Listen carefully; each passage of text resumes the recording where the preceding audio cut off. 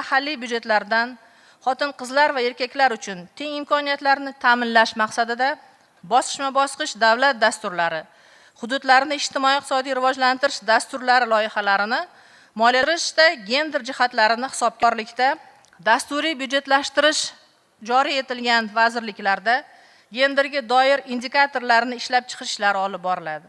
Shuningdek, davlat xarajatlari va moliyaviy hisobdorlik, ya'ni PF tizimidagi ko'rsatkichlarga mos genderga yo'naltirilgan davlat moliyasini boshqarish tizimini joriy etish ishlari ko'rilmoqda. Hurmatli xonimlar va janoblar, mamlakatimizda gender tengligi, xotin-qizlarning imkoniyatlarini kengaytirish borasida sezilarli yutuqlarga erishildi. Bu esa o'z navbatida xalqaro reytinglarda ham ijobiy natijalarga erishilishiga sabab bo'ldi. Xususan, Gender Data Compass tomonidan 2023-yilda chop etilgan gender ma'lumotlarining ochiqligi va mavjudligi reytingida Uzbekiston 56-o'rinni va Markaziy Osiyoda 3-o'rinni egalladi. Shuningdek, Open Data Watch reytingining 2022-yil ma'lumotlariga ko'ra, O'zbekiston gender ma'lumotlarining ochiqligi bo'yicha dunyoning 195 ta mamlakati orasida 30-o'rinni, Markaziy Osiyo mamlakatlari o'rtasida esa 1-o'rinni egallab turibdi. O'tgan yili Jahon banki indeksida O'zbekiston gender tenglik sohasida dunyodagi eng tez rivojlanayotgan 5 ta mamlakat qatoriga kiritildi. Lekin shu bilan birga xotin-qizlarga teng imkoniyatlar yaratish, jamiyatdagi faolligini yanada oshirish borasida hali erishilishi zarur bo'lgan marralarimiz juda ham ko'p. Hozirgi kundagi asosiy chaqiriq sifatida xotin-qizlarning raqamlashtirish borasidagi, xususan sun'iy intellekt, biznes analitika dasturlarini ishlab chiqish va amaliyotga joriy qilish borasidagi ko'nikmalarini yanada rivojlantirish yo'nalishida, davlat moliyasini boshqarishda, byudjetlashtirishda genderga yo'naltirilgan byudjetlashtirish hamda iqlim o'zgarishi indikatorlarini amaliyotga joriy etib borish va shu o'rindagi tizimli monitoringni o'rnatish muhim ahamiyatga ega. O'ylaymanki, bugungi tashkil etilgan mazkur tadbir ko'pgina fikr almashish jarayonida xotin-qizlarni tizimli qo'llab-quvvatlash, gender tengligini ta'minlash yo'nalishida olib borilayotgan ishlarimizni yanada mustahkamlashga hamda rivojlantirishga katta xizmat qiladi. Barchangizga ushbu yo'nalishda olib borayotgan ishlaringizda rivoj tilab qolaman. Yana bir bora siz azizlarni yurtimizda ko'rib turganimizdan bag'oyatda xursandligimizni bildiramiz. Xush kelibsizlar deymiz va hammaning ishiga muvaffaqiyat. Katta rahmat e'tibor uchun.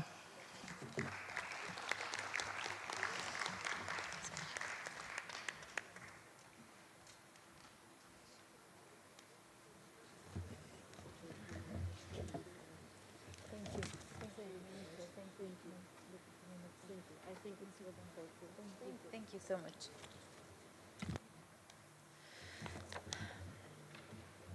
Thank you so much for this very interesting, informative presentation. So now it's turn from Ms. Turtiboeva, Deputy Minister of Uzbekistan. So the floor is yours.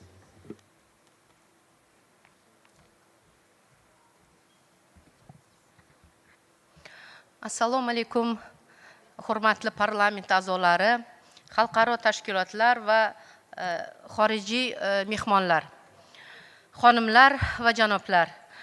Sizlarni bugungi parlament ayollari xalqaro forumida ko'rib turganimdan bag'oyat xursandman. O'zbekistonimizga xush kelibsizlar. Hurmatli tadbir ishtirokchilari, uzoq yillar davomida ayollarning erkaklar bilan teng ravishda o'z ishini yoki tadbirkorlik faoliyatini tashkil etishga layoqatsizligi haqida stereotiplar mavjud bo'lgan. Biroq ilmiy texnikaviy taraqqiyot, gender tenglikni ta'minlash masalalariga xalqaro va mamlakatimiz miqyosida alohida e'tibor qaratilishi jamoatchilik fikrini o'zgarishga olib keldi. Natijada bugungi kunda iqtisodiy rivojlanishga katta ta'sir ko'rsatadigan tadbirkorlikda ham gender tenglik o'z o'rnini topdi. O'zbekistonda ijtimoiy-iqtisodiy huquqlarni ta'minlash bo'yicha xotin-qizlarning jamiyatdagi faolligini oshirish masalasida alohida e'tibor qaratilmoqda. Xususan mamlakatimizda aholi sonini 37 million 200 ming bo'ladigan bo'lsa, shulardan ayollar 18 million 300 ni tashkil etadi. Ya'ni 49,2%, nafarini ayollar tashkil etadi. Iqtisodiy faol xotin-qizlar esa 6 milliondan oshdi, ya'ni 43,7% ga chiqdi. Ulardan 6 million 100 nafari esa bugun band hisoblanadi. Xotin-qizlarning O'zbekiston iqtisodiy va ijtimoiy hayotidagi ishtirokini qo'llab-quvvatlash, iqtisodiy huquqlari va imkoniyatlarini kengaytirish davlatimiz ijtimoiy himoya siyosatining asosiy yo'nalishlaridan biri hisoblanadi. Yangi tahrirdagi qabul qilingan konstitutsiya va mehnat kodeksi ushbu yo'nalishda qator muammolarni bartaraf etishga xizmat qildi. Bu esa Jahon bankining ayollar, biznes va qonun indeksi hisobotida bizni yuqori o'rinlarni egallashimizga sabab bo'ldi. Ya'ni mehnat kodeksida mehnatga haq to'lash indikatori bo'yicha gender tenglikni ta'minlashga oid normalar o'z aksini topganligi sababli mazkur indikator 25 balldan maksimal 100 ballga ko'tarildi. Bugun mamlakatimiz mazkur indeksda xotin-qizlar huquqlarini gender tenglik bo'yicha muhim islohotlarni amalga oshirgan 5 ta davlat qatoriga kirdi. Hurmatli forum ishtirokchilari, umuman olganda xotin-qizlar uchun iqtisodiy imkoniyatlarni yaratish bo'yicha qanday mexanizmlar va samarali instrumentlardan foydalanyapmiz? Mana shu haqda to'xtalmoqchi edim. Demak, dastlab xotin-qizlar faollari va hokim yordamchilari ishtirokida ishga joylashish, kasb-hunarga o'rganish yoki tadbirkorlikni boshlash istagida bo'lgan xotin-qizlarni aniqlash bo'yicha o'rganishlar o'tkazildi. O'rganishlar jarayonida ularning xohish-istaklari, qiziqishlari va layoqatlari aniqlandi va xotin-qizlarning mahallabay manzilli ro'yxatlari tuzib olindi. Ro'yxatlar asosida har bir ehtiyojmand xotin-qizlar uchun individual dasturlar ishlab chiqildi. Shuningdek, har bir tuman, shahar kesimida xotin-qizlarning bandligini ta'minlash dasturlari ishlab chiqildi va tasdiqlandi. Bunda asosan kimni ishga joylashtirilishi, kim qayerda, qaysi kasbga yoki tadbirkorlik ko'nikmalariga o'qitilishi, subsidiya yoki kredit olishida amaliy ko'maklashish chora-tadbirlari aniq belgilab olindi. Xususan ularning mehnat bozorida talab yuqori bo'lgan kasb-hunarlarga va tadbirkorlik ko'nikmalariga o'qitishga alohida e'tibor qaratildi. Ayniqsa xotin-qizlar orasida buxgalteriya, axborot texnologiyalari, tikuvchilik, sartaroshlik, pazandachilik, kosmetologiya sohalarida kasbga hamda xorijiy tillarga o'qishga qiziqishi ko'pligi aniqlandi. So'nggi 5 yilda 1 million xotin-qizlar yangi yaratilgan bo'sh vakant ish o'rinlariga joylashtirildi. Ishsiz aholini, jumladan xotin-qizlarni zamonaviy kasb va tadbirkorlik ko'nikmalariga o'qitishning yangicha tizimi yo'lga qo'yildi. Vazirlik tasarrufida zamonaviy asbob-uskunalar bilan jihozlangan hamda barcha sharoitlarga ega bo'lgan 64 ta kasbiy ko'nikmalar markazlari faoliyati yo'lga qo'yildi. Ular World Skills International xalqaro assotsiatsiyasi tavsiyalari asosida jihozlandi. O'tgan 4 yil davomida 450 ming nafarni mana shu yerda biz o'qitdik. Joriy yilda esa umumiy hisobda 250 ming nafar, shu jumladan nodavlat ta'lim tashkilotlari orqali 160 ming nafar ayollarni o'qitishni rejalashtirganmiz. Xususan, yangi kasblarga landshaft, interyer va ishlab chiqarish dizayneri, videograf, mobilograf, raqamli marketolog, mobil ilovalar yaratuvchi dasturchi kabi yangi kasblarga o'qitishni rejalashtirganmiz. Shuningdek, joriy yildan fuqaro qaysi ta'lim muassasasini tanlasa, davlat buyurtmasini o'sha markazga, bu davlat bo'ladimi, nodavlat tashkiloti bo'ladimi, voucher tizimi orqali joriy etiladigan bo'ldi. Hokim yordamchilari tavsiyasiga asosan xotin-qizlarga subsidiya va imtiyozli kreditlar ajratish amaliyoti joriy etildi.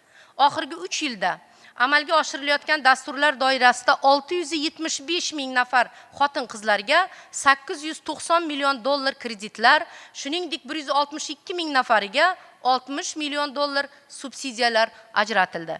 Kreditlar asosan xizmat ko'rsatish, hunarmandchilik yo'nalishlari hamda tomorqalarda issiqxonalarni tashkil etish uchun moliyalashtirilgan bo'lsa, subsidiyalar esa o'z navbatida daromadli mehnat bilan ta'minlash maqsadida turli asbob uskunalar va mehnat qurollarini xarid qilishga yo'naltirildi. Hurmatli prezidentimiz tashabbusi bilan 2022-yilda qishloq joylaridagi xotin-qizlarni bandligini ta'minlash uchun ijara asosida yer ajratish tizimi ham joriy etildi. Hozirgi kunga qadar 458 ming nafar xotin-qizlarga 131 ming gektar yer maydonlari ajratildi va o'sha yer maydonlari doimiy daromadlikni yanada rivojlantirish orqali ishsiz aholi, ayniqsa xotin-qizlar bandligini ta'minlash yuzasidan qator ishlar amalga oshirildi. Xususan kasanachilikni aynan kichik biznes subyektlarida rivojlantirish uchun sharoitlar yaratildi. Kasanachilikni fuqarolik huquqiy shartnomalar va pudrat shartnomasi asosida tashkil etishga ruxsat etildi. Ayniqsa ayol kishi uchun kasanachilik uyda turib ishlash imkoniyati juda ham qulay hisoblanadi. Shuning uchun ham bu sohaga juda katta e'tibor qaratildi.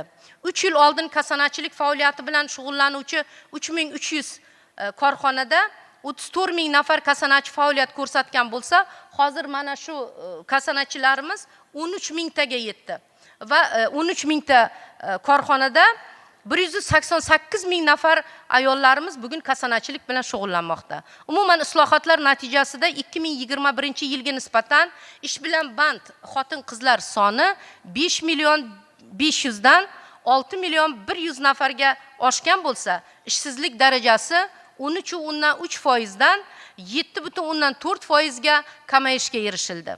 Kasanachilikning xotin-qizlar uchun qulaylik jihati shundaki, ular uyda o'tirgan holda o'zining imkoniyatlaridan foydalanish orqali qo'shimcha daromad topadi. Ayniqsa ish vaqtining qat'iy belgilanmaydi. 2025-yilda kambag'allikni qisqartirish davlat maqsadli jamg'armasi tashkil etilgan bo'lib, jamg'armaga 23 million dollar mablag' ajratildi va mana shu mablag'lar doirasida demak kasanachilikka ham mablag'lar ushbu jamg'arma hisobidan kasanachilik uchun ham mablag' ajratilyapti. Kasanachilar asosan tikuvchilik, pillachilik, gulchilik, asalarichilik, kulolchilik, qandolatchilik, qo'l mehnatida gilam to'qish, kashtachilik, atlas va adrasdan mato tayyorlash, hunarmandchilik va boshqa yo'nalishlarda faoliyat ko'rsatmoqda. Mana bizning bugun ham e'tibor beryapman. Bizning mehmonlarimiz, bizning mana shu ayollarimiz kasanachilik yo'li bilan kashf etgan, yaratgan asarlar, shu sharflarini, xalatlarini kiyib turganini ko'rib, men bugun yana xursand bo'ldimki, bizni ayollarimizning qo'l mehnatida yaratilgan, buni aytishimiz mumkinki, bir san'at asaridek yaratilgan kiyimlarimiz, liboslarimiz bugun butun dunyodan kelayotgan turistlarimizni ham, mehmonlarimizni ham e'tiborini tortmoqda. Joriy yilda ham xotin-qizlar bandligi va daromadlarini oshirish borasida ulkan marralarni ko'zlaganmiz. Xususan 2022-yilda 2 million xotin-qizlarni daromadli mehnat bilan ta'minlash, bunda 1 million 300 nafarini tadbirkorlikka yo'naltirish bo'yicha tijorat banklari kesimida alohida manzilli dasturlarimizni belgilab olganmiz. Shu bilan birga joriy yilda 250 ming nafar ayollarimizni talab yuqori bo'lgan kasb hunarlarga o'qitish, tadbirkorlik ko'nikmalariga o'qitish va xorij tillariga o'qitish rejalashtirilgan. Shubhasiz davlatimiz tomonidan ko'rsatilayotgan e'tibor va har tomonlama qo'llab-quvvatlash tufayli butun O'zbekistonda tadbirkor ayol to'laqonli, raqobatbardosh, hamkor bo'lib kelmoqda. Hurmatli tadbir ishtirokchilari, yangi O'zbekiston ayollari nafaqat mehribon qiz, opa-singil yoki suyukli yor yoki mehribon ona, balki mamlakatda ro'y berayotgan ulkan islohotlar jarayonida motivator bo'lib, barchani yangi marralar sari ruhlantiradi.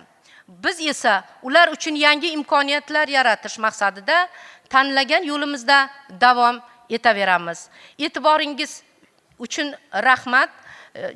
Hurmatli tadbir ishtirokchilari, ishonchim komilki, bugungi forum ayollarning parlamentdagi o'rnini yanada mustahkamlashga, jamiyatda yanada faol bo'lishiga xizmat qiladi. Barchangizga yangi noyob g'oyalar va ularni amalga oshirishda muvaffaqiyatlar tilab qolaman. E'tiboringiz uchun rahmat. O'zbekistonga xush kelibsiz.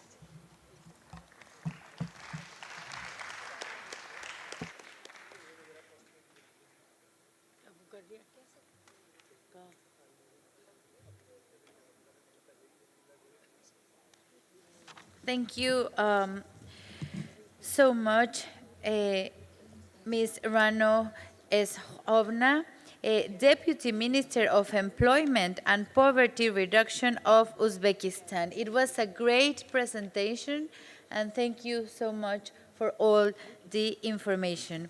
So, dear colleagues, we will now continue marking the 40th anniversary of the Forum of Women Parliamentarians. We will celebrate the influence and impact of the Forum over the past 4 decades. So, we will also explore how can we strengthen the role of women's networks in advancing gender equality and women's empowered in political leadership. So I am pleased to quick start our panel discussion on women shaping politics, women's global networking. So this discuss, we will focus on 3 dimensions. First, celebrate the 40 years of the impact of the Forum of Women's Political Leadership.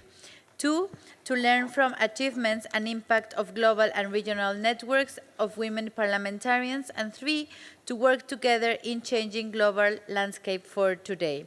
So our first segment, titled Let's Celebrate 40 Years of Action, 40 Years of Impact, we highlight how the IPU Forum of Women Parliamentarians has influenced political participation, legislative action, and gender equality advocacy over the years. So for this segment, I will give the floor to 6 amazing women parliamentarians, one of each political group, members of the Bureau of Women Parliamentarians who have registered to speak in this segment for 2 minutes. So let me start by giving the floor to my colleague from the Bureau of Women Parliamentarians, Ms. Hala Ramsey from Bahrain, President of the 35th session of the Forum of Women Parliamentarians. So, dear Hala, thank you for sharing with us how has the Forum influenced the advancement of women political participation in Arab regions. So,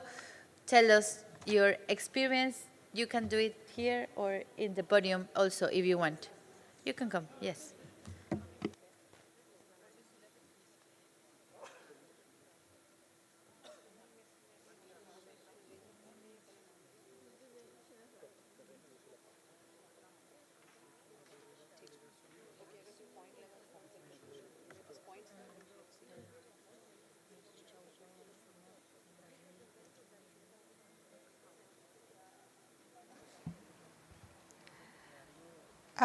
Thank you, dear Cynthia. Good afternoon, dear colleagues. My name is Hala Fayez, a member of the Shura Council in the Kingdom of Bahrain. I have been a member of the Bureau of Women Parliamentarians since May 2021. Honored to be a member of this bureau. And that was during the 142nd IPU Assembly. I was also honored to preside over the 35th session of the Forum for Women Parliamentarians during the 146th IPU Assembly in Bahrain. Personally, I found this forum a vital platform that highlights and promotes the role of women in politics globally. It also underscores the significance of gender equality in governance and empowers women to take on leadership roles in their respective countries. The Forum has always been a strong advocate for increasing women's representation in parliaments, consistently pushing for more inclusive politic participation. Through its annual surveys, the Forum provides data on women parliamentarians around the world, inspiring the Arab region to strive for greater representation. Additionally, the Forum's recommendation encourage Arab delegations to include more women in political leadership roles, further strengthening to include women's participation in governance. The Arab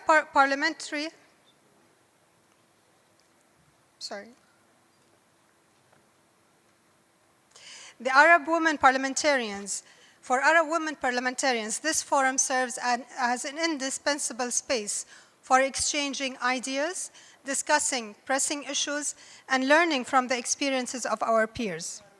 The knowledge and insight gained during these assemblies equip us with the necessary tools to address challenges in our national parliaments effectively, and that discussions held here allow us to reflect on global best practices which can then implement to strengthen democratic institutions and advance women's rights in our respective countries.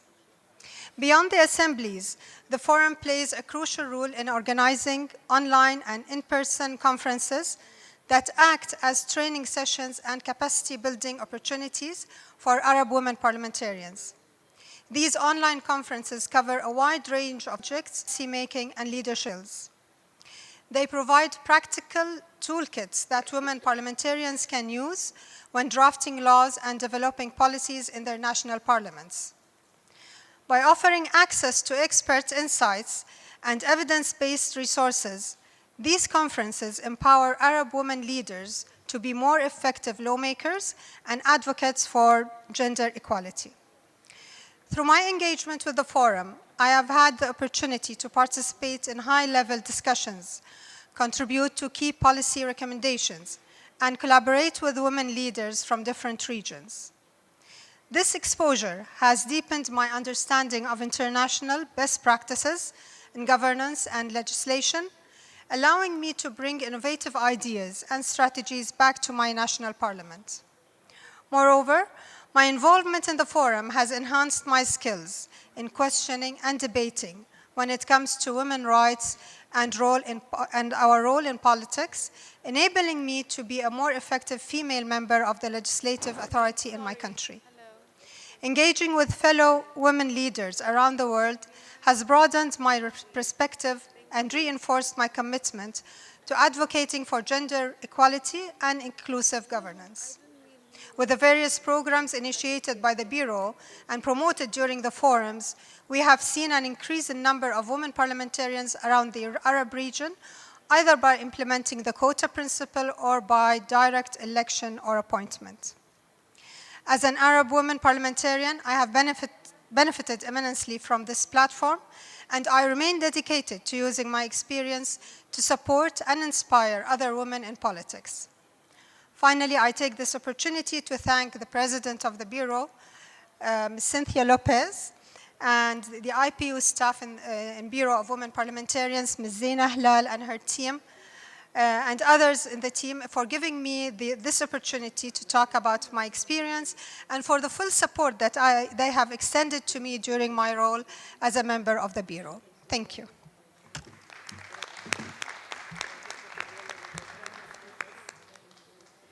Thank you, dear Hala, for all your work these 4 years in the Bureau of Women Parliamentarians, also as a president of the 35th session of the Forum, and thank you for all your exposition. Now I'm pleased to give the floor to Ms. Audrey Bidot from Seychelles. Oh, yes, you have the floor.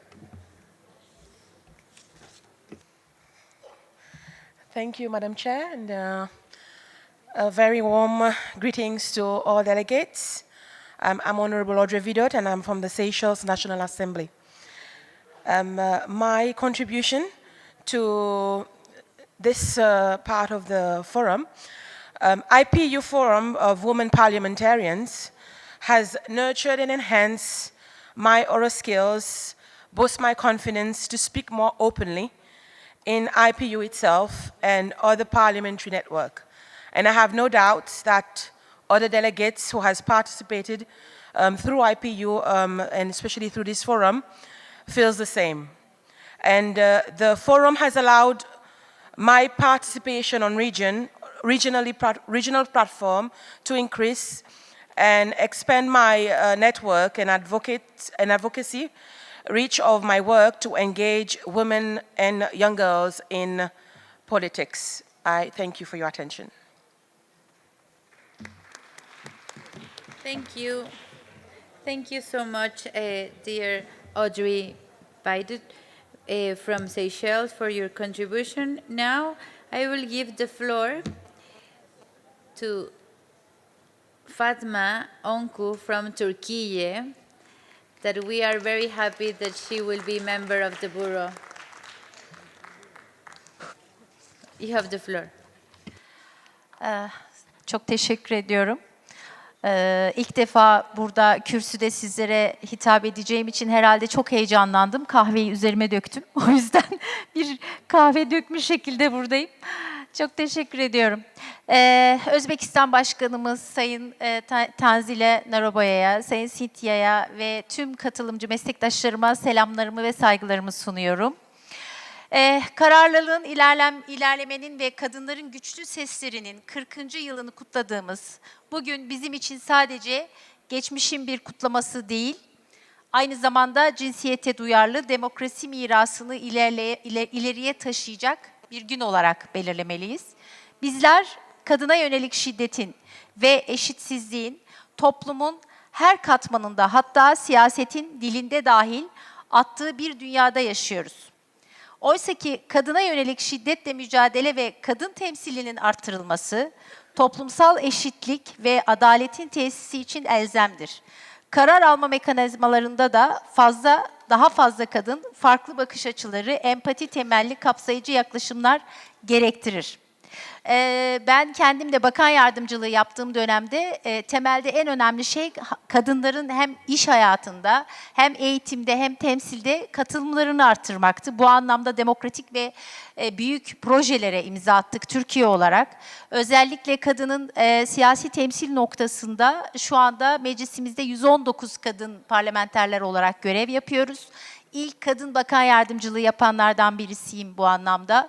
Engelli bir parlamenter olarak da Türkiye'de birçok değişim ve dönüşümü sağladık. İstihdam alanında binlerce projeye imza attık kadının eşit temsili noktasında ve en önemli dünyada şu anda ödül almış KADES diye bir uygulamamız var. Kadına yönelik şiddetin önlenmesine yönelik bir çalışma, dijital bir aplikasyon bu.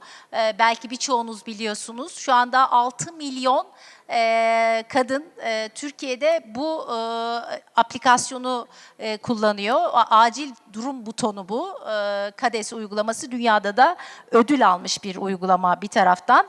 Temsil çeşitliliğini arttırmak demokrasi ve kamuya olan güveni güçlendirir. Cinsiyet eşitliği, sosyal adalet ve sürdürülebilir kalkınma konularında daha duyarlı politikalar üretilmesini sağlar. Değerli meslektaşlarım, Kadın Parlamenterler Forumu, kadınların ve kız çocuklarının haklarını, refahını ve toplumsal hayattaki yerini güçlendirmeye yönelik çalışmaları destekleyen son derece değerli ve etkili bir platformdur. Bu forum aracılığıyla sadece deneyimlerimizi paylaşmıyor, aynı zamanda ortak çözümler üretme irademizi pekiştiriyoruz. Erkek meslektaşlarımıza da toplumsal cinsiyet eşitliği mücadelesinde aktif rol alması kalıcı ve kapsayıcı dönüşümün ön koşuludur. Hep birlikte daha adil ve daha eşit bir gelecek inşa edeceğiz inşallah. Teşekkür ediyorum.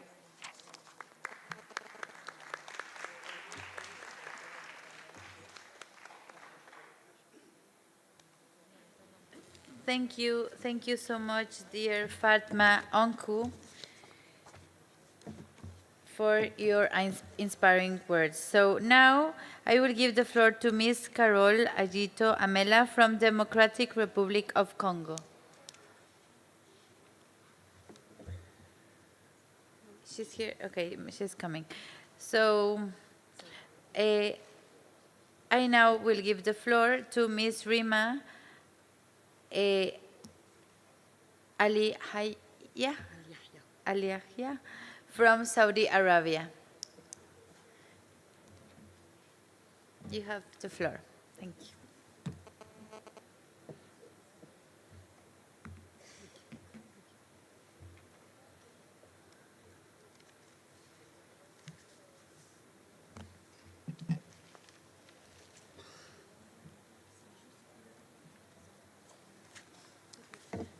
Thank you, Madam Chair. I'd like to thank the IPU for gathering us all here today and for Azerbaijan for giving us the pleasure of meeting in this beautiful country. As Saudi women, we have had the privilege to witness the drastic transformation concerning women, their rights, and encouraging their empowerment in every segment of our life, whether at home, in the workplace, or how others perceive us globally. Every sector in Saudi Arabia, government, private or nonprofit has witnessed the infiltration of women, and with this transformation came the realization that a woman's presence is crucial as we see issues from a different perspective, and our contributions have a positive impact on decisions and actions. Thanks to the support of our leaders, we have reached a stage and we can take our opportunities for granted and have surpassed our expectations and the expectations of others. Hence, we seem to forget that we have a duty to relay our experiences, obstacles, and successes to other women and female youths less privileged, or those whom have an ambition to lead or make a difference. Not only in Saudi Arabia, but regionally and globally, whether it is through podcasts, talks, speeches, or being members of affiliations. The Forum of Women Parliamentarians has highlighted how the struggle is real. And even when we succeed, we find solace in realizing that wherever we live or come from, we have the same challenges and face the same obstacles. Some more than others, but nevertheless similar. Furthermore, there is no worse feeling when we fail in thinking that it is an individual failure, blaming ourselves for our shortcomings, and feeling even worse in reality, whereas in reality, a majority of women have gone through the same thing. The Forum has helped us to realize that everyone makes mistakes, and it helps us to realize that whatever we're going through is a reality for every woman, and we can pick ourselves up and continue on our mission. The strength of women is derived from our networking together and sharing experiences and best practices, not only amongst each other, but going further and transmitting them to other women and men. And yes, we need the support of men because we complement each other. And the success of one means the success of our counterpart. Being a member of the Parliament as well as an IPU member, I realize the importance of conveying women's attributes, the importance of their role in society as mothers, sisters, daughters, and professionals, and ways in which we can overcome the challenges we face and the rewards we reap from success and making a difference. We influence, even unintentionally, and our presence is important to have a healthy balance in life and a sustainable environment. With that said, I have made it my mission to participate as much as possible in events where I have the chance to encourage and motivate women and young youth to become active members of society and hopefully become a role model for our upcoming generation. Thank you. Thank you so much, Ms. Rima from Saudi Arabia, for your contributions. Now,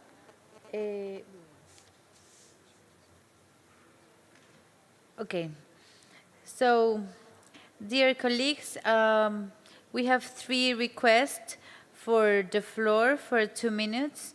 How has the Forum of Women Parliamentarians influenced legislative action for women, or how has it helped you enhance women's leadership nationally or regionally? We will continue the debate in 2 other segments of this panel with more opportunities to contribute. So here we have recollecting if a country wants to have the floor. So now is the turn from China.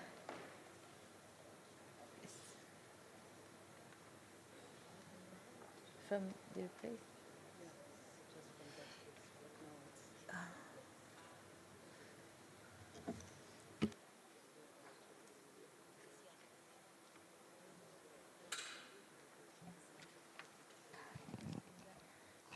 好的，谢谢主持人，各位同事，下午好。妇女呢是人类文明的开创者，社会进步的推动者。保障妇女呢参政议政，是激发一个国家呢半数人口主人公意识的积极举措。中国高度重视妇女参与政府决策和国家管理。中国选举法明确规定，全国人民代表大会和地方各级人民代表大会的代表应当具有广泛性，应当有适当数量的妇女代表，并逐步提高妇女代表的比例。在目前的全国人大代表中，女性代表有790名，比上一届呢提高了1.64个百分点，达到了历史的新高。那么作为一名中国的女性人大代表，我切身感受到呢，中国女性参政议政的环境不断的优化，成果呢不断的显现。在此呢，我愿和大家分享中国在保障妇女平等的政治权利、推动妇女参政议政方面的一些做法。一是呢，完善法治保障，为妇女参政议政保驾护航。中国建立了包括100多部法律法规在内的全面保障妇女权益的法律体系。新修订的妇女权益保障法呢，对国家重视培养和选拔女干部，特别是少数民族女干部做了专门的规定。一方面要求国家机关、群团组织、企事业单位选举、任用女干部，任用干部呢，应当坚持男女平等原则，并且呢，有适当数量的妇女担任领导干部。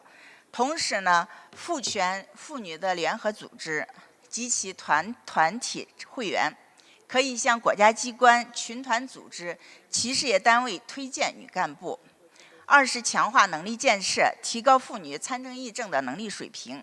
中国针对女干部的自身特点，开展了专题特色培训，切实提高女性参政议政的能力。例如呢，依托各级党校、行政学院和高等院校开展了教育培训，进一步提高女干部的履职能力。以新当选的村社区妇联主席及妇女组织为主体，培养一批具有一定参政议政能力的基层妇女领头雁和先进的基层组织等。三是呢，加强宣传引导，为妇女参政议政营造良好的氛围，积极宣传男女平等观念，最大限度地调动广大妇女的积极性、主动性和创造性，增强她们的获得感、幸福感和安全感，树立性别平等的政治参与观，积极宣传女性领导干部在公共事务决策和管理中的作用，逐渐改善妇女参政的环境，激发妇女自身内在的参政意愿。近年来呢，妇女半边天的作用日益显著，性别平等和妇女赋权已经成为联合国2030年可持续发展会议的重要目标。2025年呢，将迎来第4次世界妇女大会暨北京宣言和行动纲领通过30周年。我们愿以此为契机，加强与各国的立法机构在性别平等领域的交流与合作，进一步推动妇女赋权事业的发展。谢谢大家 ，Thank you。Thank you. Thank you so much, our colleague from China. Now we have participation of Morocco. 2 minutes, please. You can do it also from your seat, if you want. I can do that. Yes.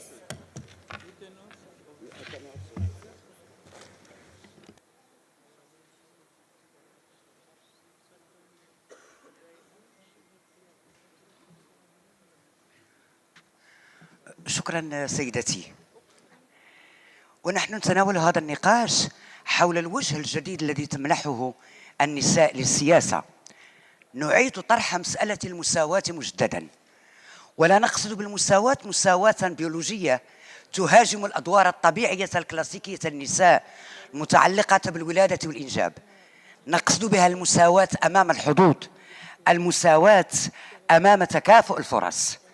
لسنا في حاجة اليوم إلى التذكير بأن هنالك تفوقا نسائيا ملموسا في مجال العلم، في مجال الأدب، في مجال الإبداع، في مجال التعليم. ونطرح السؤال: لما لم يظهر هذا التفوق جليا في مجال السياسة؟ هل للنساء عوائق وعقبات لم يستطعن تجاوزها، أم لأن هنالك مشاكل أخرى؟ الحقيقة هي أن هنالك الكثير من القوانين، طفرة من القوانين، سواء على مستوى الدساتير أو على مستوى القوانين الوطنية التي تنص على المساواة بين النساء والرجال، والتي تعطي للنساء إمكانية المشاركة في الفعل السياسي على مستوى الترشح وعلى مستوى النجاح أيضا. ولكن الحقيقة أن فعلية هذه القوانين فعلية ضعيفة جدا ولأسباب كثيرة. لعل أهم سبب يمنع النساء من أن يعطينا الوجه الآخر المضيء للسياسة في عالم اليوم هو أن هذا التقسيم بين العمل بين الرجال والنساء ليس متكافئا.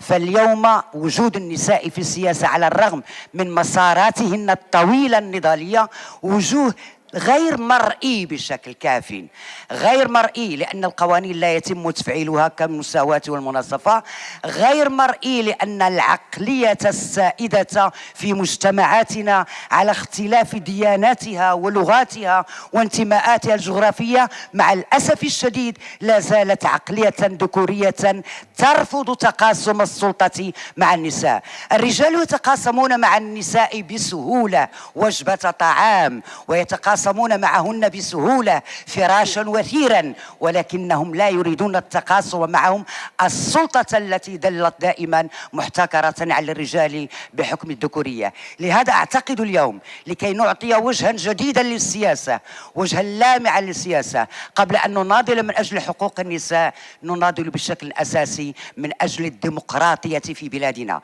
متى تحققت الديمقراطية وقضينا على المشوشات المرتبطة باستعمال الدين أو باستعمال المال في السلطة الانتخابية سنجد أنفسنا نحن نساء سياسيات منخرطات في إعطاء الوجه الجديد للسياسة. وشكرا.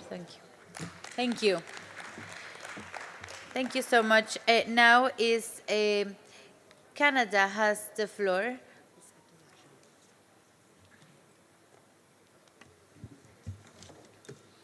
Good afternoon, colleagues. Today, I wish to highlight the impact of global and regional network of women parliamentarians. Fellow parliamentarians, it's an honor to participate in this panel discussion on women shaping politics, women's global networking. As a Canadian senator since 2010, I have focused on women's issues in my interventions, both in the Senate chamber as well as in the Senate committees, including the Standing Senate Committee on Human Rights, of which I was the chair till our recent election was called. I have also been a member of many parliamentary friendship groups and parliamentary associations, including considerable engagement with the Inter-Parliamentary Union. Last month, I had the privilege of participating in the annual IPU UN Women Parliamentary Meetings, Parliaments, and Beijing Plus 30. Resisting the backlash and shifting paradigms towards gender equality.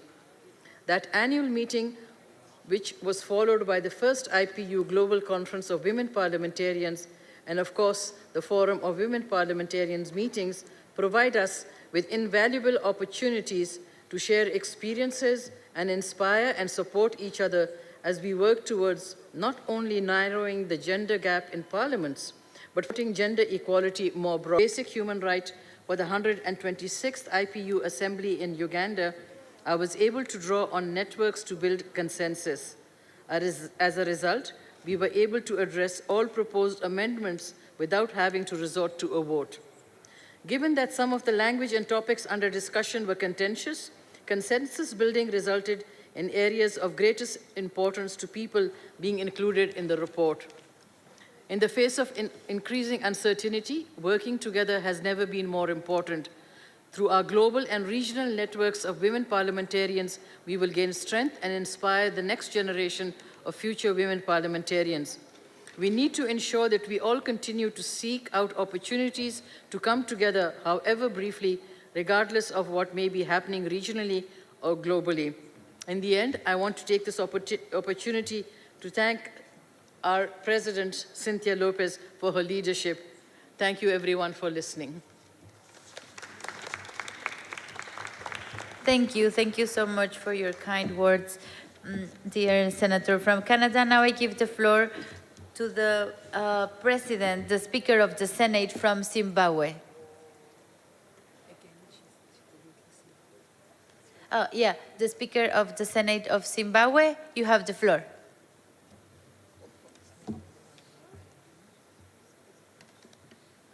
Thank you, Madam.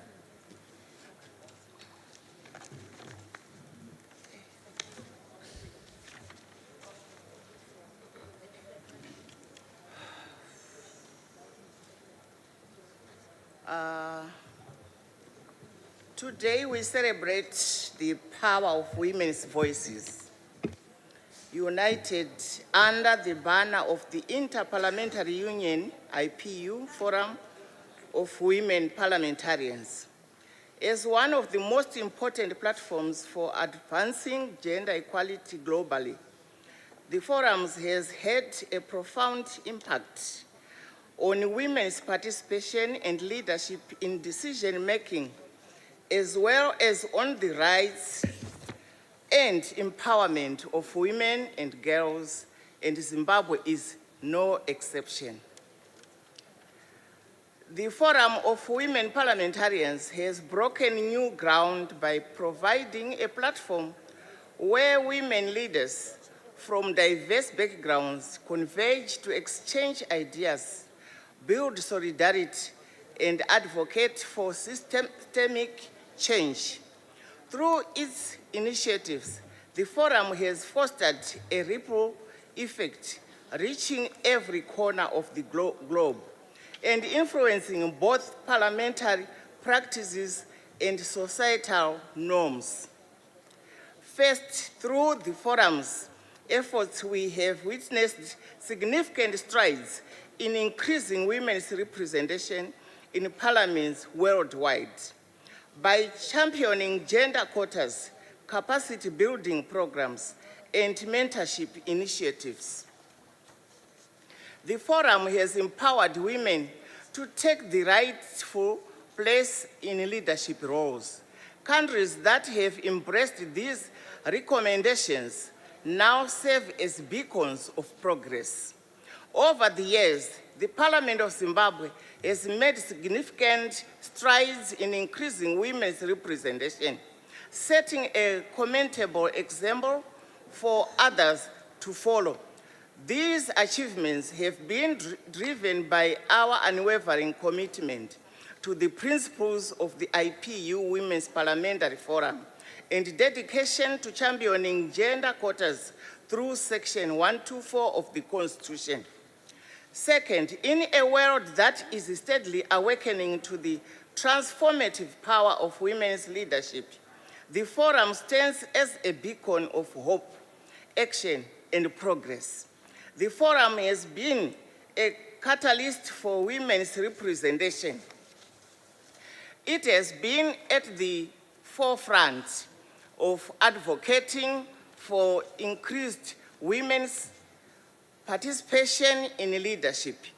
Through its initiatives, it has brought together women leaders from diverse backgrounds and countries, united by a shared vision of achieved increasing gender equality and inclusive governance.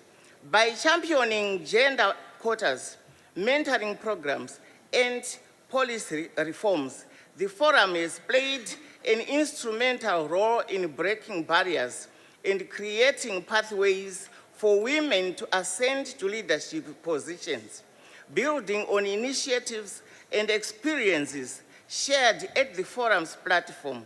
Presently, women constitute approximately 35% of parliamentary seats in Zimbabwe.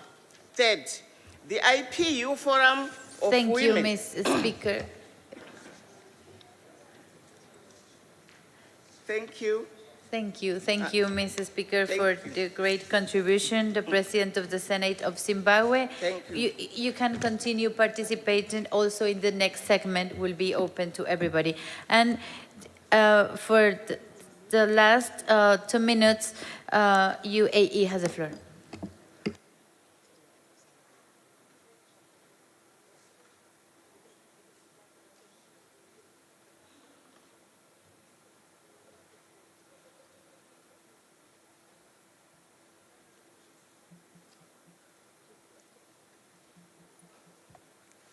Assalamu alaikum.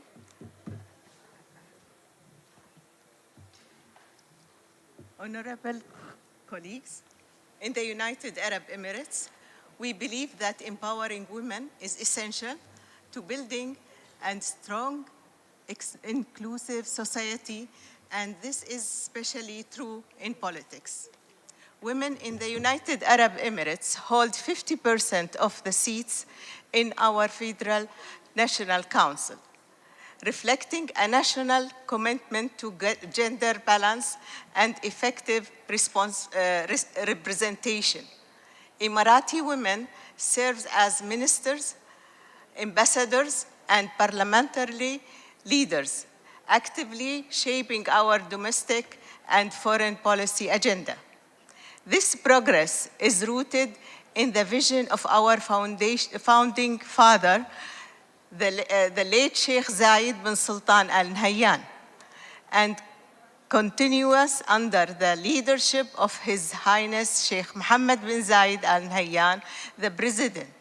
It is supported by initiatives such as Sheikha Fatima bin Mubarak, the mother of the nation.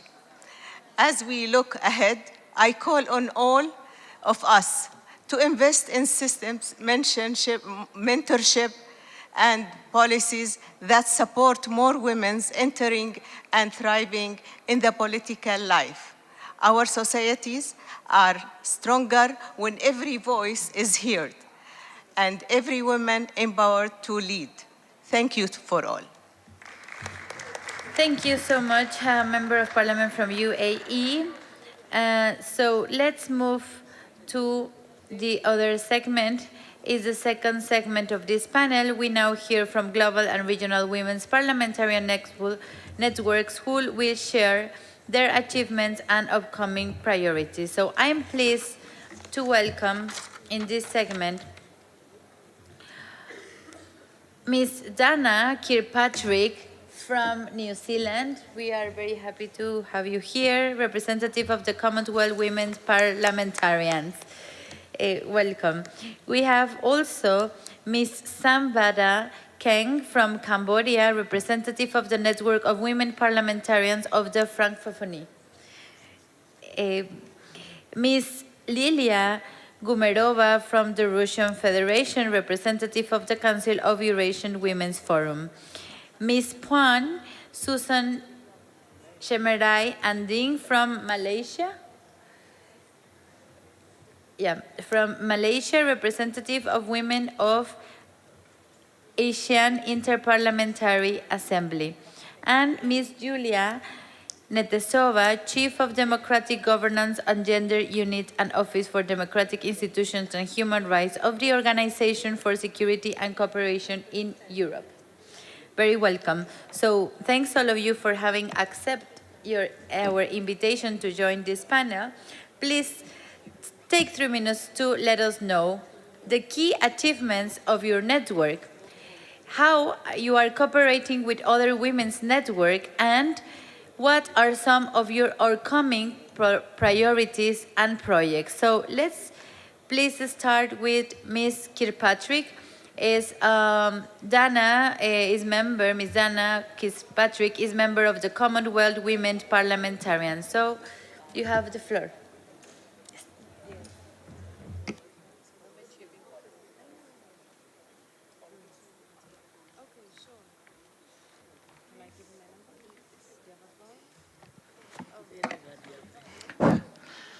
Thank you, Cynthia. May I please just say welcome and thank you to the President of the IPU Bureau of Women, members of Parliament, ladies and gentlemen. I will just start with a brief introduction in Te Reo Māori, which is our Indigenous language of New Zealand. Ena mana, mare kura, ena reo, tapairu, ena tuakana, e tena pito, o te ao, raro mai. And that means to the dignified and noble women, to the esteemed female voices, to the many sisters gathered from all corners of the world who come together as one. Thank you for the opportunity to speak on this panel. I've been asked to speak briefly about the Commonwealth Women's Parliamentarians, or CWP, a network of the Commonwealth Parliamentary Association, CPA, representing over 6,000 women parliamentarians in over 180 Commonwealth countries, national and subnational parliaments. The mission is to promote the representation of women in CPA branches and women's full and equal participation in all political and parliamentary leadership at all levels. CWP recognises that women's full, equal and meaningful participation in political decision-making and leadership is a basic human right and a critical precondition for effective and sustainable development. CWP offers interested parliaments the opportunity to undertake a gender-sensitive parliament audit and is currently supporting delivery of a gender audit for a parliament in the Pacific region. CWP stands ready, willing and able to assist CPA member parliaments on their gender sensitisation journey to ensure that parliaments provide for the needs and interests of women in their structure, operations, methods and work, and workplaces that remove barriers to women's full participation. The exchange of best practice peer-to-peer learning and collaboration with organisations, including intergovernmental communities, are fundamental to achieving the CWP mission. The sharing of ideas and experiences leads to innovation and can increase parliamentarians' capacity to provide solutions to advance gender equality. In a few weeks, CWP will deliver its annual workshop in collaboration with the Parliament of the Bahamas, which will address the role of parliamentarians as drivers of women's economic empowerment. Parliamentarians will have the opportunity to learn firsthand from experts including UN Women, Westminster Foundation for Democracy, to identify benchmarks of good practice and new policy options they can adopt or adapt in their own jurisdictions. Finally, CWP will hold its annual conference in the margins of the Commonwealth Parliamentary Conference this October, hosted by the Parliament of Barbados. As one of the largest gatherings of women parliamentarians from the Commonwealth, parliamentarians and global experts will engage in robust discussions on pertinent issues such as violence against women parliamentarians, including the negative gendered impact of artificial intelligence. At this meeting, CWP will also announce its 2026 work plan, where it's hoped that priorities will further existing activities to gender sensitise Parliament. The CWP remains keen to build on the great work that has been done in collaboration with the IPU and ASEAN on the pervasive nature of sexism, harassment and violence against women in parliaments across the Asia-Pacific region. Thank you. Thank you so much, Ms. Dana Kirkpatrick from New Zealand, representative of the Commonwealth Women Parliamentarians. So now I give the floor to Ms. Kang of the Network of Women Parliamentarians of the Francophonie. You have the floor for 3 minutes, please.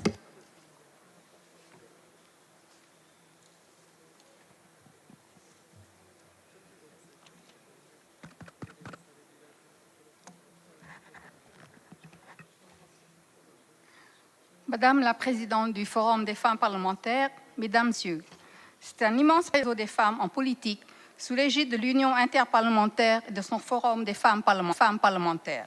Cette réunion débat nous permet, une nouvelle fois, de souligner l'importance des réseaux de femmes à travers le monde et de réaffirmer notre responsabilité dans la recherche de l'égalité femmes-hommes, des droits et de l'autonomisation des femmes. Marqué par ce devoir, en 2002, le réseau des femmes parlementaires a vu le jour au sein de l'Assemblée parlementaire de la francophonie. Ce réseau se compose de toutes les femmes parlementaires dont le Parlement comporte une section, membres associés ou observatrices à l'Assemblée parlementaire de la francophonie. L'APF a ainsi voulu renforcer la place et le rôle des femmes dans ces instances, mais également dans ses parlements membres. Cette démarche vise à encourager les échanges d'expériences et à renforcer la solidarité entre les femmes parlementaires de l'espace francophone.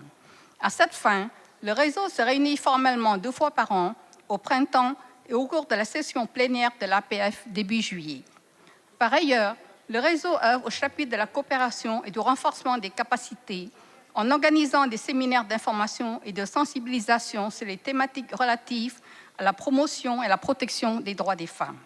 En ce sens, il participe à l'optimisation des aptitudes individuelles des femmes parlementaires et à l'acquisition des compétences de la défense des droits des femmes à travers ces ateliers de leadership annuels. Il vise ainsi à renforcer la présence active des femmes dans les parlements, qui représentent seulement 27% des parlementaires à travers le monde. Outre cette faible représentation, les femmes parlementaires sont également confrontées au harcèlement.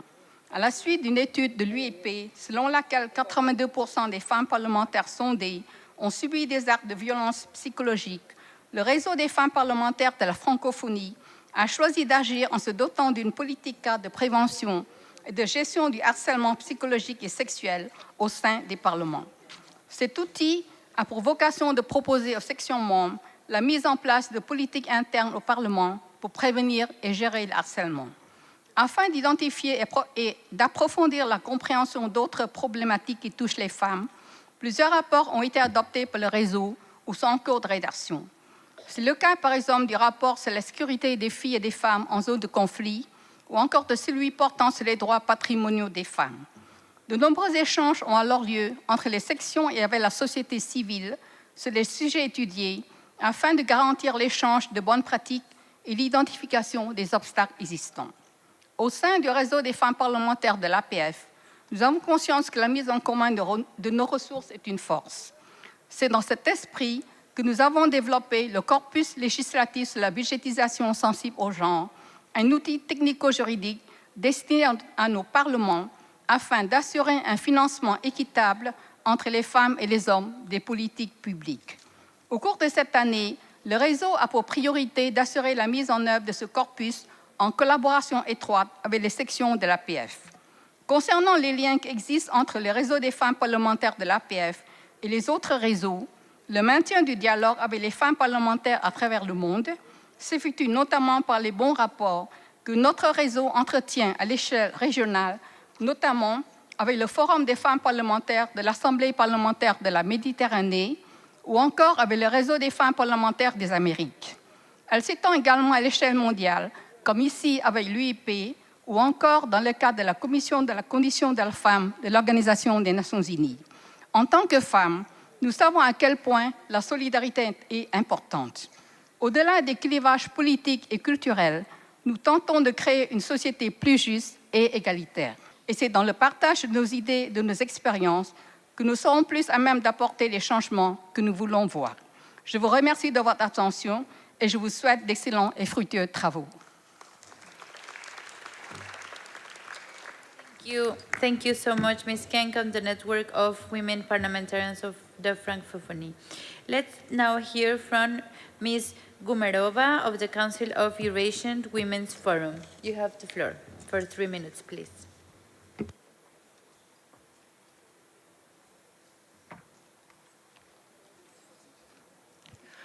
Уважаемые коллеги, дорогие подруги, позвольте мне вас всех поприветствовать от имени Евразийского женского форума и Российской Федерации и сказать огромные слова благодарности Узбекистану, который создал такие отличные, комфортные условия для нашей работы и общения. Сегодня мы отмечаем 40-ю годовщину форума женщин-парламентариев. Но я, дорогие друзья, невольно вспомнила Санкт-Петербург, как тогда мы с госпожой Зейной вели форум женщин-парламентариев на 137-й ассамблее. И именно кажется, что можно поаплодировать таким замечательным совпадением. Все мы представляем разные государства. Вместе с тем, каждый из нас близка женская повестка. Ведь по своей природе женщина сострадательна, милосердна, чувствительна к чужой боли. Эти качества необходимы для воспитания детей. С их помощью женщины творят добро и сохраняют мир вокруг себя. Считаю, что роль женщин в развитии традиционных ценностей, нравственности и гуманизма, благотворительности должна быть усилена. Уверена, никакие искусственные барьеры не могут помешать нашему плодотворному сотрудничеству. Это подтверждают и мероприятия Евразийского женского форума, от имени которого я сегодня здесь выступаю. Участницами 4-го женского форума в Санкт-Петербурге стали представители 126 государств, более 20 международных организаций. Благодаря форуму женщин-парламентариев я познакомилась с интересными женщинами-учеными. И сейчас на площадке Евразийского женского форума я веду постоянно секцию «Женщины-ученые», где мы с учеными-женщинами разных стран мира объединяем наши усилия, чтобы ответить на современные вызовы. Одна из важных тем, в том числе, которую мы обсуждаем на площадке форума, это содействие гуманитарного сотрудничества, благотворительной деятельности. Считаю, что эта тема максимально востребована сегодня. Успехов здесь можно добиться только в нашем партнерстве. Приведу лишь один пример. В моей родной республике Башкортостан, которую я представляю в Совете Федерации, уже несколько лет подряд проводилась международная благотворительная акция «Операция Улыбка», когда лучшие хирурги из России, Белоруссии, ЮАР, Филиппин провели более 50 операций для ребят и вернули им красивые улыбки. Также отмечу полезный обмен опытом при совершенствовании национального законодательства, создании необходимых законодательных условий для развития диалога в интересах женщин и семьи. В нашей стране эффективно реализуется национальная стратегия действий в интересах детей. По указу президента совсем недавно сформирован Совет при президенте Российской Федерации по реализации государственной демографической политики. Его возглавила председатель Совета Федерации Валентина Ивановна Матвиенко. Утверждена стратегия действий по реализации демографической и семейной политики. Основная цель стратегии – создать условия для того, чтобы женщина могла успешно сочетать роль матери и состояться в карьере и в профессии. Уважаемые коллеги, уверена, вместе мы сможем сделать реальные шаги, направленные на дальнейшее сближение женщин в интересах мира, развитие традиционных ценностей добра, нравственности и гуманизма. Благодарю за внимание. Thank you so much, Ms. Gumerova of the Council of the Eurasian Women's Forum. Thank you so much. Now I will give the floor to Ms. Temerai Anding of the Women of Asian Inter-Parliamentary Assembly. You have the floor for 3 minutes.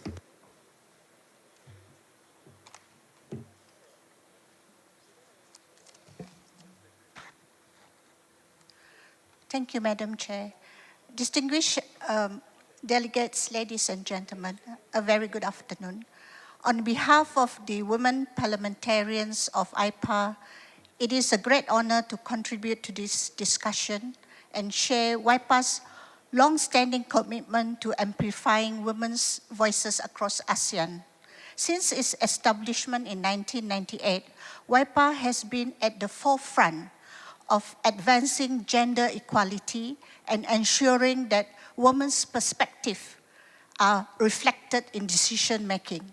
Over the years, more than 70 resolutions have been adopted, addressing a broad spectrum of women's issues. A consistent priority among these resolutions is women's political participation, which remains one of the top 3 recurring issues alongside preventing gender-based violence and strengthening women's economic empowerment. In ASEAN, women's representation in parliaments has increased significantly from 9.5% in 1998 to below the global average of 26% and the 30% benchmark for meaningful representation of women. In response to these challenges, WIPA adopted the resolution of fostering gender-responsive parliaments for a resilient, connected, and inclusive ASEAN community in October of 2024. This resolution endorsed the WIPA Plan of Action and Implementation Framework 2024 to 2030, which is a strategic tool for IPA member parliaments to accelerate women's participation and leadership in politics. This framework provides a structured approach and concrete action to advancing women's political participation and leadership through three key pillars. One, creating an enabling environment and safe spaces for women in politics. Number two, empowering women leaders through capacity building initiatives. And number three, promoting gender responsive parliaments and decision-making processes. Under the leadership of the Parliament of Malaysia as the IPA presidency this year, the fourth WIPA Coordinating Committee will serve as a platform for women parliamentarians across ASEAN to strengthen their strategies, share best practices, and reinforce commitments toward inclusive and gender-balanced parliament through team steering innovation, inclusivity, and diversity through gender-balanced parliament for future-ready ASEAN.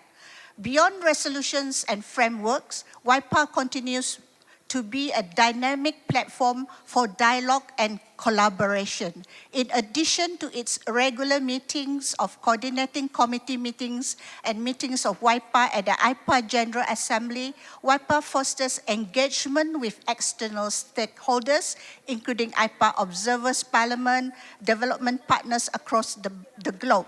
Last year, during the 45th IPA General Assembly invention, Lao, WIPA convened the Political Leaders Forum as a sideline event. In conclusion, a unified and empowered network of women parliamentarians is key to transforming political landscapes into truly inclusive spaces for women. WIPA remains committed to working with regional and global partners to ensure that women's voices, leadership, and contributions are not only recognized but integrated in decision-making. Together, we will not just advocate for inclusion, we are shaping a future where women will lead at every level. Thank you. Thank you. Thank you so much for your participation. Representing ASEAN Inter-Parliamentary Assembly, Ms. Chemarai. Now, dear colleagues, we have to give the floor to Ms. Netesova from the OSCE Office for Democratic Institutions and Human Rights. Thank you so much, Madam Chairperson. Good afternoon, Assalamu alaikum. Distinguished colleagues, esteemed parliamentarians, and fellow advocates for gender equality, on behalf of OSCE ODIHR, we would like to thank, first of all, IPU, our dear colleagues, impressive event and double anniversary, 150 years and 40 years anniversary of women parliamentarians. The second date is even closer to our hearts, so congratulations. A big thanks as well to the Republic of Uzbekistan for fantastic hospitality. Thank you so much, a great job. I represent an organization here. We are not a network of women MPs, but we did help create one, advance one, and take the network to a new frontier. And I'll be happy to share with you a few reflections from this journey. So over the past 2 decades, ODIHR has worked in the Western Balkans, together with the field offices and parliaments, to build a community of like-minded women parliamentarians. It has been a journey of collective learning, solidarity, and impact, the one that reflects the very essence of why we are here today, to learn from each other, reflect on our maybe mistakes, and to innovate together. So we worked in Serbia, Bosnia-Herzegovina, North Macedonia, Albania, and Montenegro to create a regional platform for women MPs. MPs from Kosovo also took part in this platform independently from the discussion on their status. And the initiative to bring women MPs came from understanding that being elected to the office is just a starting point, that the work actually is only ahead of women MPs. So the network focused on 2 things at the same time. On the one hand, the needs and interests of those women MPs, so capacity building that are tailored to their needs. And the second one was cross-border collaboration so that MPs can learn from each other and work together to push forward on gender-responsive policies. Those were annual gatherings. They differed very much in their formats, took place in different locations. And the key achievements of this work have been the following three. On the one hand, this platform helped to institutionalize women caucuses and parliamentary committees for gender equality. So over the years and during different discussions, on the one hand, all parliaments created different women clubs, wings, and on the other hand, nearly all parliaments created gender equality committees within their structures, which has been really, really important to advance critical legislative reforms, laws addressing domestic violence, gender quotas, parental leave, etc., etc. The second achievement has been advancing gender-sensitive parliaments, so the parliaments themselves had a transformation to look inside the institution. There were multiple audits that have been done, gender action plans, and so on and so forth. And the third achievement has been regional solidarity and collaboration that allowed for cross-border cooperation. If we look forward, what can we do next? What should we do next? We understand that while creation of Women Parliamentarians Network has been an important step, we recognize the sustainable progress requires active engagement of male politicians as allies and advocates. We as ODIHR released last month in New York our Sarajevo tool for engaging male politicians in achieving gender equality. So when we look forward, we think that this network and maybe other networks need to see how male politicians can be engaged on gender equality in politics. So maybe it will be not so much a gathering of women MPs, but a gathering of MPs for gender equality, so both men and women. And the second pillar that we see as important is strengthening gender-responsive governance and legislative impact. So we have the numbers, we have the structures. Now we need to make sure that the policies that go from the parliament are truly gender-sensitive and deliver for different needs of men and women in their diversity. So the 20 years of work of ODIHR in the Western Balkans have shown that when women leaders come together, they are a force for change. Networks matter, they help us amplify our voices, but we also need to bring men into this conversation.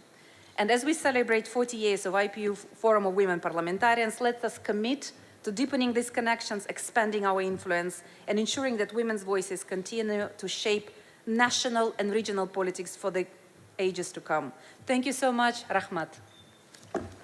Thank you so much, Ms. Netesova from the OSCE, Office for Democratic Institutions Human Rights. Thank you so much. So, dear colleagues, now I will open the floor for your interventions to discuss key priorities in strengthening networks of women parliamentarians and enhancing cooperation among them. So it will be 2 minutes per delegation. So we begin with Azerbaijan, Savina Kasajeva. You can make it, yeah. From your, it's okay. If you want to come, it's okay. Or whatever. Please 2 minutes so everybody can participate. Thank you.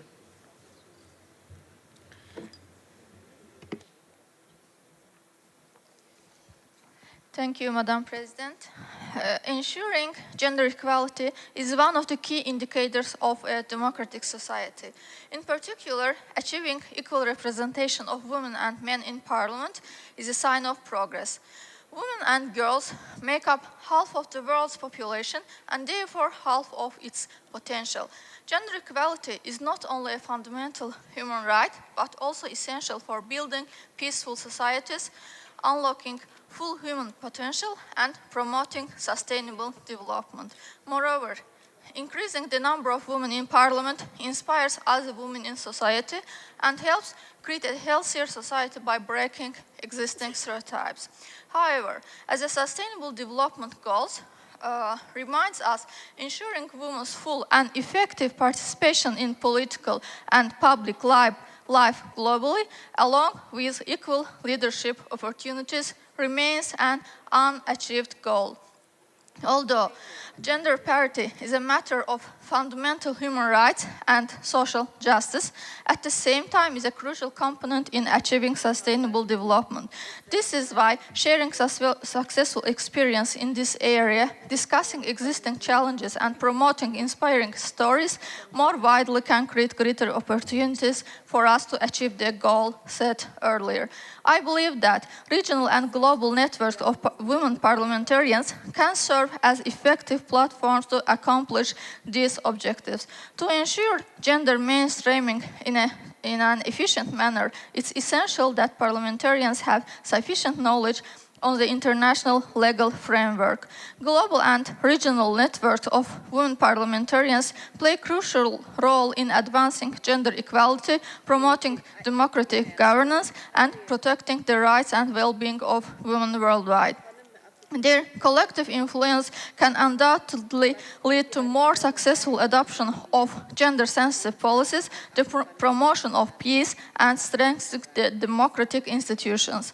These networks are vital in creating more inclusive and just societies by ensuring that women's voices are heard and their concerns are addressed at the highest level of political decision-making. Thank you. Thank you so much. Now it has the floor Ms. Saratanun. You can, Thailand, you have the floor. Miss Sarasanan is not here. Okay, we go to the next ones, and when she come back, Ghana has the floor.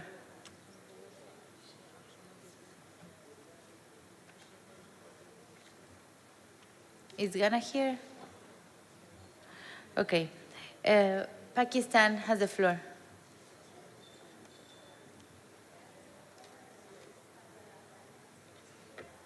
Ghana?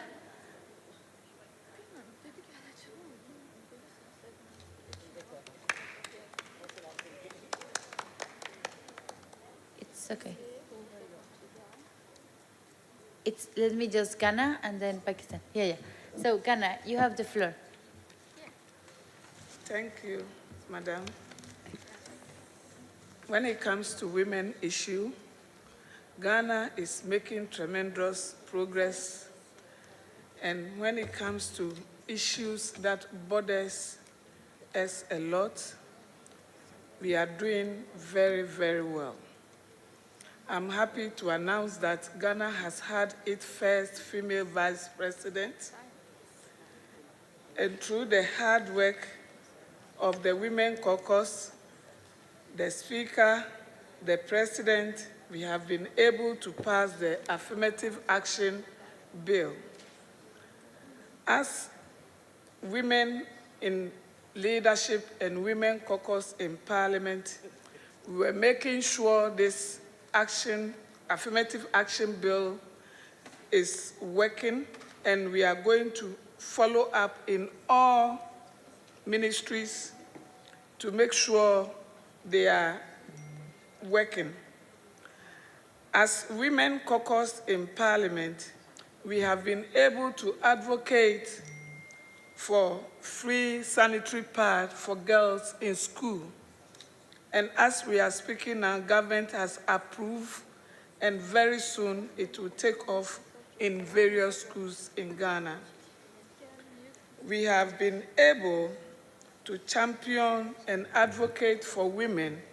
And as we speak now, government has approved money for women banking in Ghana.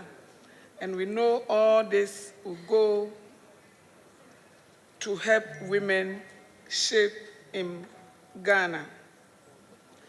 As we are speaking now, Ghana is working hard to make sure women are involved in everything that we do, both the local government and then assemblies. We are working hard at the percentage that government promised we get in Ghana. We are happy to be here, and we'll also champion women issue more, and whenever we come, we'll report on women issues properly. Thank you.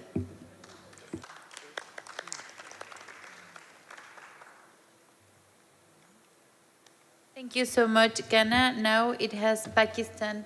It's okay from your seat. Thank you. 2 minutes. Thank you. Bismillahirrahmanirrahim. Honorable Chairperson and respected fellows, Assalamu alaikum. My name is Sabine Gauri and I'm the member National Assembly from Islamic Republic of Pakistan. This is my first time to attend the IPU and really get grateful to have this opportunity to meet such beautiful and strong women all around. We have significant numbers of representation of women in both our houses, upper house and lower house. I would like to share some of the achievements that we have as a woman parliamentarian from Islamic Republic of Pakistan. For women's social welfare and development, we have BISP, Benazir Income Support Program. It started in 2008, Pakistan's largest cash transfer program to reduce poverty and empowering women. Despite its success, it has some challenges.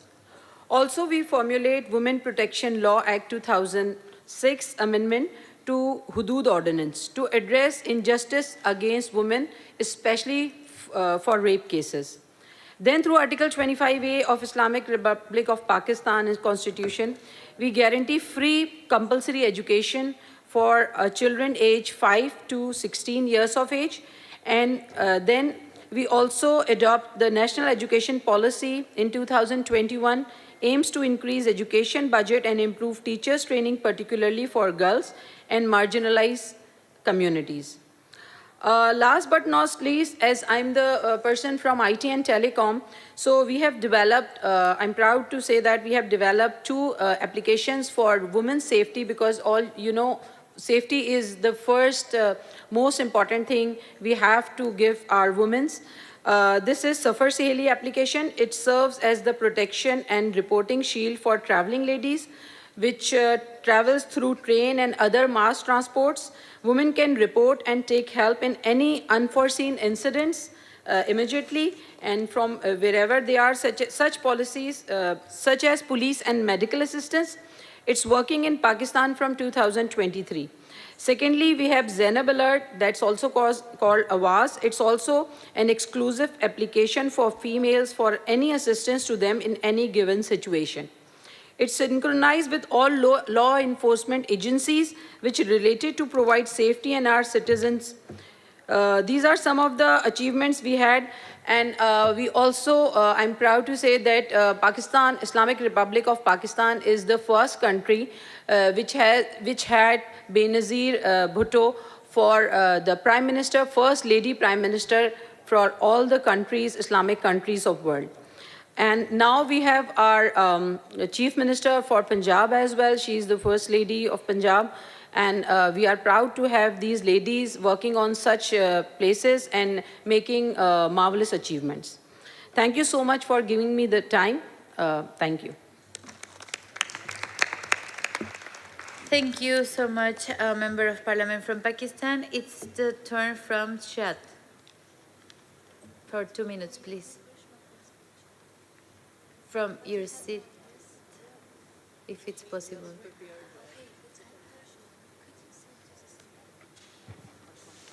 Chad, you have the floor.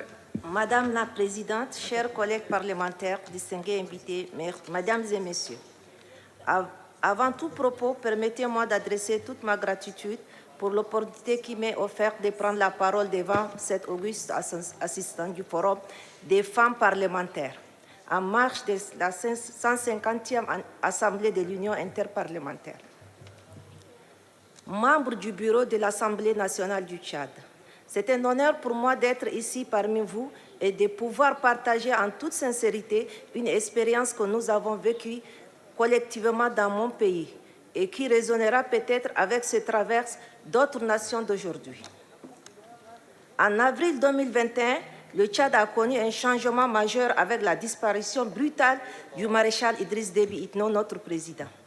Ce moment charnière a ouvert la voie à une nouvelle phase politique dans le pays, marquée par la mise en place d'une transition institutionnelle et d'un processus de refondation du pays. Un dialogue national inclusif et souverain regroupant toutes les sensibilités du pays a été organisé et a permis de jeter les bases de cette refondation.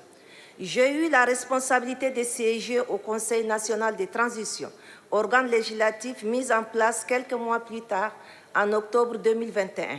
Pendant 3 ans, ce Conseil qui fait office du Parlement de transition a joué un rôle déterminant par l'adoption des textes essentiels au nombre desquels une nouvelle constitution, des lois organiques servant de cadre électoral, des réformes de la gouvernance, pour ne citer que ceux-là. Bref, c'est un moment d'engagement intense car nous avions conscience que chaque article voté, chaque amendement adopté allait façonner l'avenir du pays. Cette période a marqué un tournant historique dans notre pays car, en moins d'années, 6 élections ont été organisées, à savoir le référendum constitutionnel, les élections présidentielles, les élections couplées législatives, communales et provinciales, ainsi que les élections sénatoriales. Aujourd'hui, le pays est revenu à l'ordre constitutionnel avec un parlement bicaméral, l'Assemblée nationale et le Sénat, issus des urnes plus diversifiées, plus représentatifs et plus inclusifs.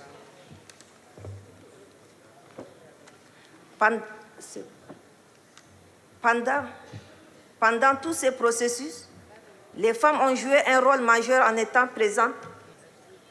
présentes pour féliciter les mesures fortes prises par les plus hautes autorités du pays pour garantir une représentation accrue des femmes. Dans le cadre de ces élections, il a été exigé formellement politique en compétition d'intégrer un quota d'au moins 30% des femmes dans leur liste électorale est proposée. Chaque fois qu'il y a plus de deux... Thank you so much. Now it's turn from Iran. For 2 minutes, please. Ça, c'est 1 minute, c'est loin.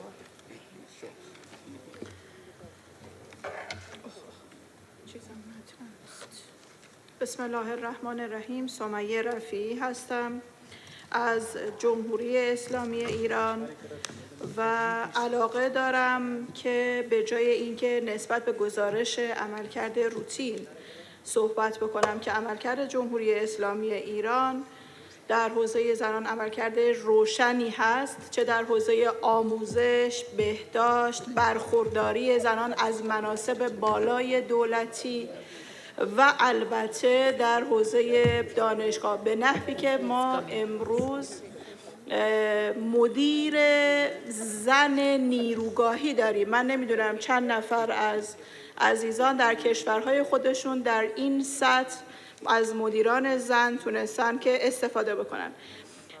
اما علاقه دارم راجع به یک مصداق و یک عملکرد صحبت بکنم و پیشنهادی داشته باشم به عنوان اینکه در واقع در شبکه زنان پارلمانی بتونیم این رو دنبال بکنیم. خانم رئیس و همکاران محترم، از فرصتی که در اختیار من قرار دادید ممنون و متشکرم. قصد دارم در این فرصت به موضوع طرح ابتکاری و پیشنهادی کشورمان برای ایجاد شبکه منطقه‌ای از نمایندگان زن پارلمان‌ها با محوریت مقابله با تغییرات اقلیمی در منطقه خلیج فارس و خاورمیانه بپردازم. Thank you. اجازه بدید من صحبتم تموم بشه به جهت اینکه یک راهکار که برای با محوریت خانم ها میتونیم دنبال بکنیم رو اینجا پیشنهاد دارم. در واقع پیشنهاد ما ناظر به این قضیه است که بانوان در منطقه خلیج فارس و در منطقه منا که با پدیده تغییرات اقلیمی مواجه هستند و خیلی دارن اذیت میشن این رو It's already finished the 2 minutes. I'm sorry. Sorry. Thank you. It's turn from Turkmenistan for 2 minutes, please. Уважаемые дамы и господа, отмечая высокий уровень организации форума женщин-парламентариев в рамках очередной ассамблеи Межпарламентского союза, выражаю благодарность за возможность выступить. Прежде всего, хочется особо отметить, что Межпарламентский союз в сотрудничестве с Организацией Объединенных Наций последовательно проводит мероприятия, позитивно влияющие на эффективность деятельности по обеспечению гендерного равенства и расширению возможностей женщин. Туркменистан придает особое внимание вопросу создания механизма диалога женщин на постоянной основе по реализации глобальной повестки дня «Женщины, мир и безопасность» с участием Комиссии ООН по миростроительству структуры ООН «Женщины» и других международных региональных организаций. Форумы, которые проводятся в таком формате, имеют особое значение повышения уровня, расширения прав и возможностей женщин, участие в их политической, социально-экономической, культурно-гуманитарной жизни. Наряду с этим этот формат способствует продвижению позитивного регионального сотрудничества по всем направлениям достижению целей устойчивого развития. Уважаемые коллеги, государственное обеспечение защиты законных интересов и прав женщин является важным условием устойчивого развития. В нашей стране успешно реализуется государственная политика по обеспечению равноправия и равных возможностей женщин, повышению их роли в общественно-политической жизни. В Туркменистане в качестве государства, присоединившегося к Конвенции о ликвидации всех форм дискриминации в отношении женщин, к факультативному протоколу, платформу действия принимаются законодательные правовые акты по гендерному равенству, берущие свое начало из Конституции Туркменистана и руководствуются общепризнанными нормами международного права. Достижение гендерного равенства является неотъемлемой частью государственной политики Туркменистана. Туркменские женщины активно участвуют в массовых мероприятиях. Thank you. Yeah, thank you. Thank you. Thank you so much. Now, the last participant in this section, because we have received our Secretary General, is Botswana for 2 minutes, please.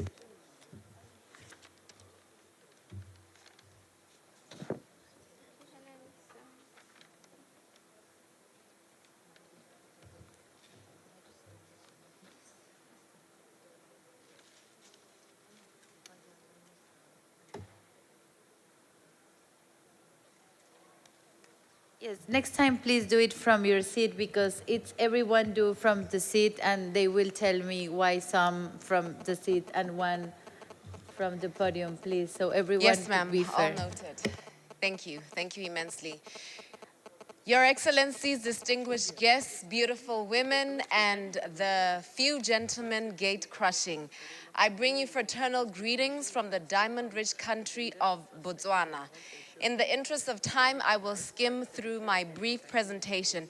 It is an honor to stand before you this afternoon at this prestigious gathering of women dignitaries and global leaders who are committed to advancing the role of women in leadership.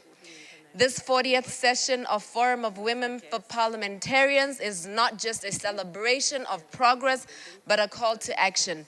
An opportunity for us to reflect on the importance of global partnerships and good governance in ensuring that women's leadership is not the exception, but the norm. Women's leadership is not a matter of privilege, it is a necessity. When women lead, societies become more inclusive, governance becomes more effective, and economies grow stronger. There is no better example of this than Her Excellency Ellen Johnson Sirleaf, the first democratically elected female president of Liberia and a Nobel Prize laureate. President Sirleaf led her country out of a devastating civil war and laid the foundation for a more stable and democratic Liberia. Her leadership is not only a victory for Liberia, but a victory for Africa and for women worldwide. Bringing it closer to home, Botswana, I, Maipela Muputing, stand before you today as the Deputy Minister for State President in Botswana. My position is a testament to the strides Botswana has made in ensuring that women occupy leadership roles at the highest levels of government. It is also a reminder that leadership is not about gender, but about capability, dedication, and service to the people. I am not a disclaimer. I'm not a specially elected member of parliament. I went to the ground and got voted by the people of Gaborone Bonington North constituency. diplomacy. While the power of national governments advancing women's leadership is critical, global partnerships play an equally important role in advancing women's leadership. Through international cooperation and platforms such as these, we can learn from each other's successes,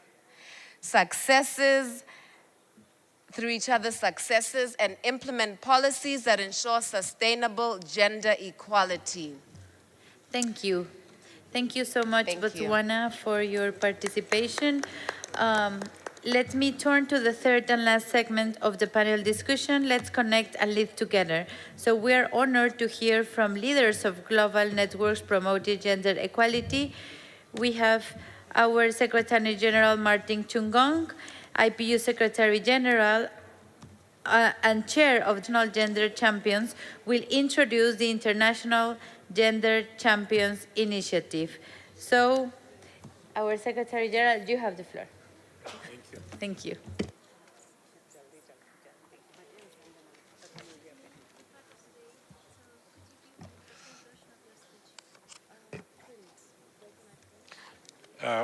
Madam Chair, thank you. Thank you.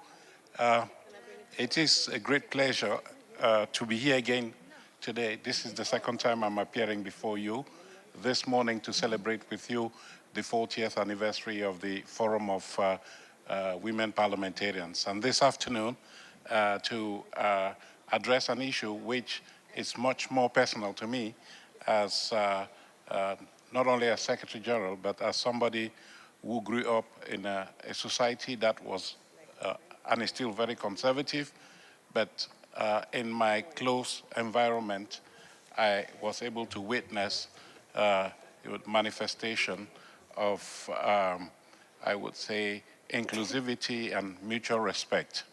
So you would allow me in this short address to speak from the heart, because again, when I was growing up as a young boy in a traditional African society, girls were invisible. They were not allowed to do the things that young boys were allowed to do. And there was always the preference for the male child. But our home was very different. Our home, our parents were there to support both men and women, boys and girls. And so we went to the same schools, we did the same home chores, we played the same games around, and we received, well, for the toys, the boys got, of course, the gun, but the girls got the baby doll. But generally, we were more egalitarian in our home, and I wish to pay tribute to my parents for having created that foundation that is informing the work that I do today to support gender equality worldwide. And so I thank you very much. I stand here today, of course, as Secretary General. This morning I spoke as Secretary General, but you allow me to speak in another capacity. I occupy, as the chair said, I chair the Global Board of International Gender Champions, and this is a network of leaders, of organizations, diplomats, including Secretary General Antonio Guterres, the President of the General Assembly, Philomene Yang, and heads of international organizations in Geneva, in Paris, Vienna, around the world, that are committed to gender equality. And I think this is what the organizers of this panel wanted me to talk about, networking, the importance of networking. First of all, I want to say that I have witnessed firsthand what you can achieve when men and women come together and show leadership in pushing an agenda such as gender equality. I have seen in the International Gender Champions that I chair how people who have influence, people who have power, are able to make a difference when it comes to articulating the values of gender equality. And I must say that I have witnessed firsthand how we are upholding the values, the human rights of women to contribute to the governance of society in every sphere. And what I have noticed is that we have all agreed that gender equality is not a battle of the sexes. It is not men against women. It's not women against men. It is a battle that needs to be fought by both men and women. And that is what is happening in the context of gender equality, or rather the International Gender Champions. And we always ask ourselves in the International Gender Champions, what type of environment should we be creating so that more men can be involved in the campaign to achieve gender equality? Because we have seen that too often there's divisive language, there's rigid gender roles and entrenched patriarchal structures that discourage meaningful involvement of men. We need to dismantle those obstacles and create a space where empathy, inclusion, and justice are celebrated. When young people, when young men see gender equality as a shared responsibility, we will be one step closer to lasting change. So, United Nations hubs of this world, and we're all committed to transforming our organizations, transforming them into advocates of gender equality.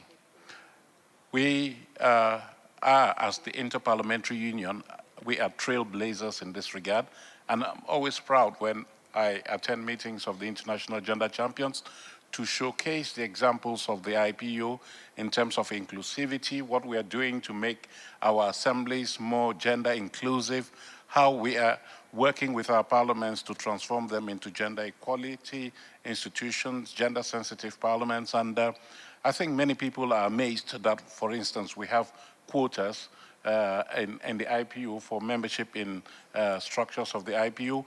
We have sanctions for parliaments that come to the IPU with single-sex delegations. These are things that others are now beginning to take up. And so I am very glad that we have been able to influence other organizations that are in this network that I have been talking about. So what we have also seen is that it is good to advocate, to create awareness of the issue of gender equality. But what is more important is to show commitment and put in place what we consider to be a roadmap for implementing gender equality, so that we move from aspiration to reality, we move from aspiration to action. And I think that what we are articulating within the International Gender Champions is very much within the remit of parliaments and parliamentarians. We have proven that in the IPU, and I just want to use this opportunity again to call on you to continue to show that leadership that legislators need to show to embody gender equality, but it is a human right for everybody in the world. So want to issue an invitation. You should not expect an invitation. You should just go ahead and do it.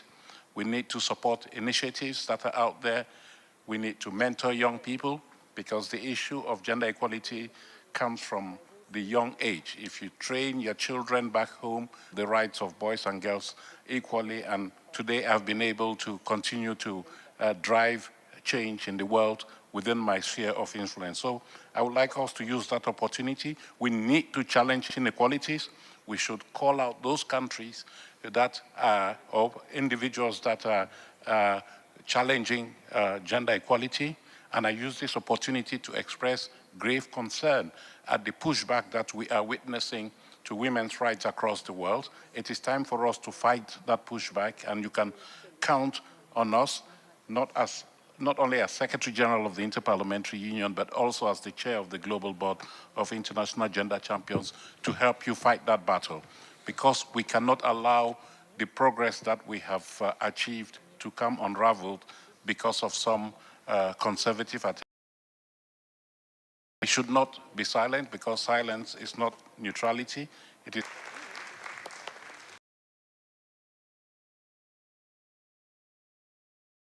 In celebrating 40 years of the IPU Forum. Yes. Secretary General and also Chair of the. So now we will listen from Tanzania and is from Women Political Leaders, Envoy for Africa, and she does. Dear friend, you have the floor.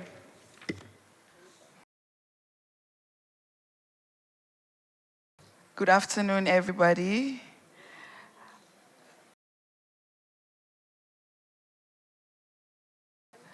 Your Excellencies, IPU Secretary General, to stand here before you. As introduced, I'm Nema Lugangira, I'm a member of Africa for the Women Political Leaders Organization. Colleagues and dear friends, first of all, thank you very much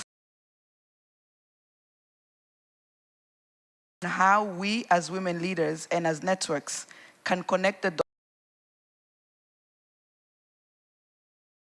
global political landscape. I speak today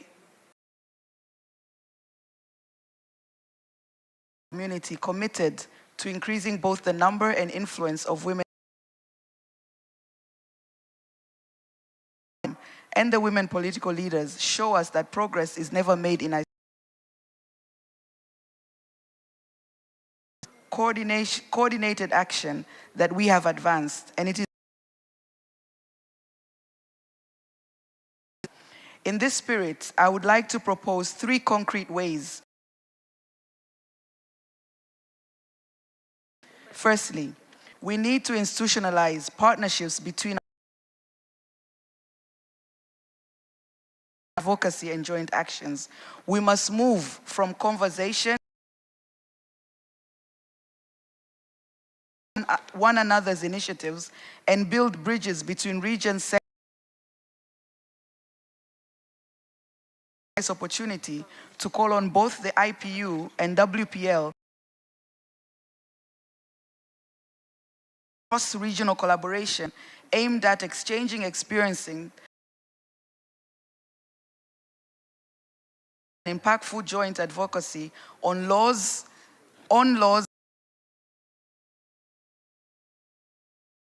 Second, we must unite and resist the growing pushback gender equality. We know that progress is under threat, and if we women in politics from harassment and violence and ensure that our one practical intervention is for the IPU and WPL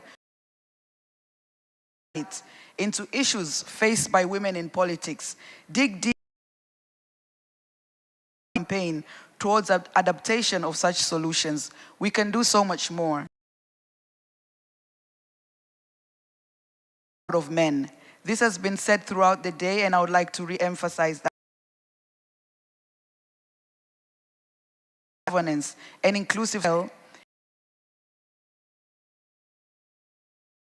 male leaders, and we urge men in our parliaments to continue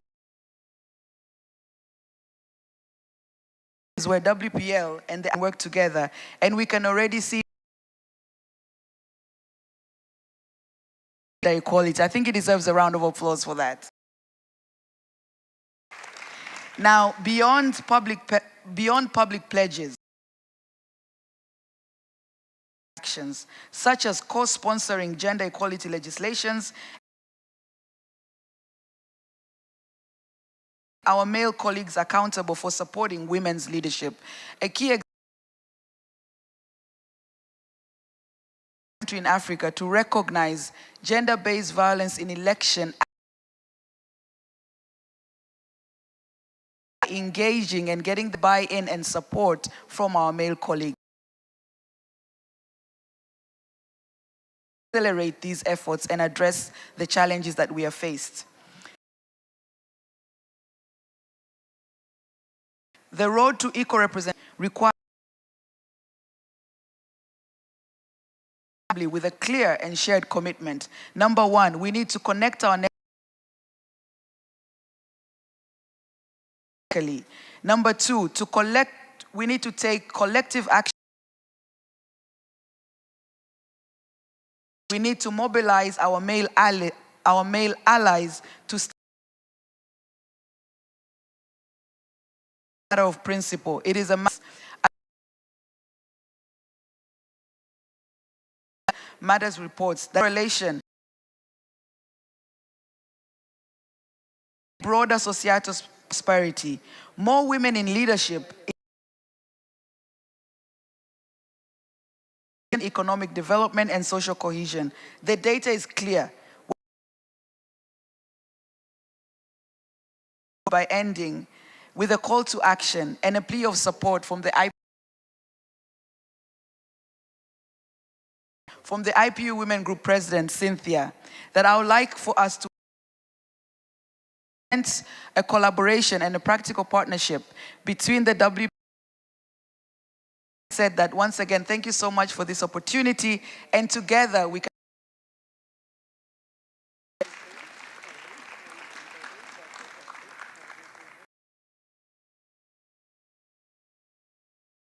Dear Nima Lungahira from the United Republic. WPL as its special envoy for Africa.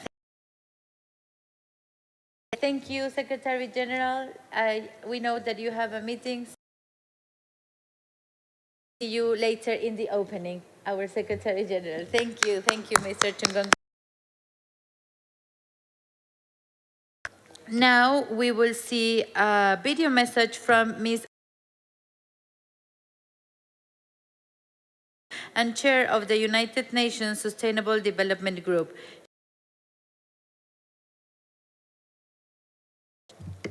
Excellencies, it is a pleasure to join you in celebrating where women legislators unite to lead, organize, and advance gender on a global platform. It is a movement that has amplified women's voices. As we witness a backlash against gender equality, threatening hard-won leadership is more critical than ever. That's why in 2020, Rise for All, to highlight women leaders diversity. And we knew we had to listen.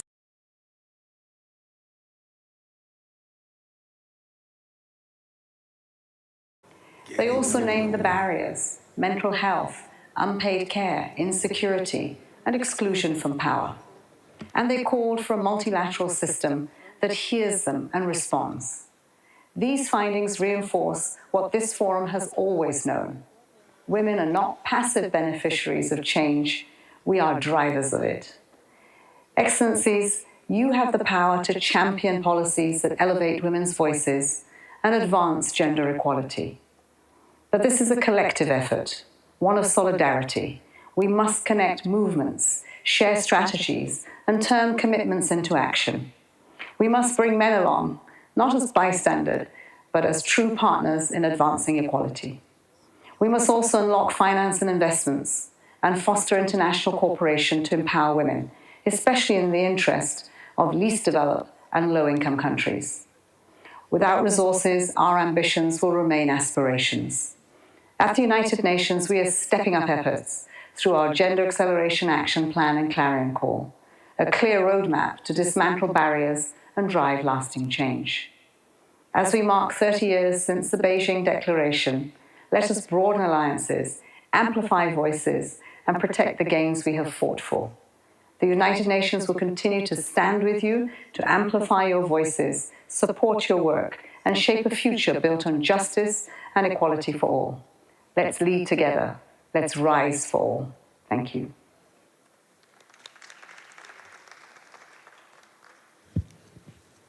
Well, we have seen the video from our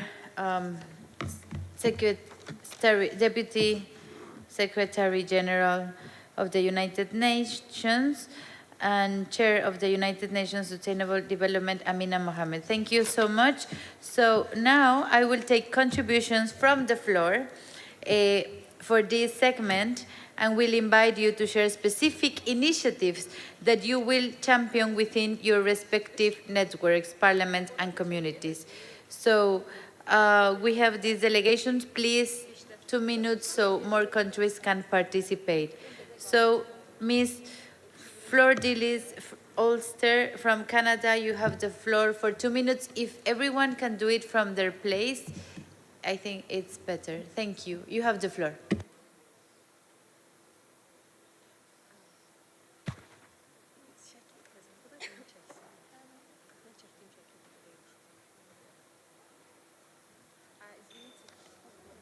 You want to use this?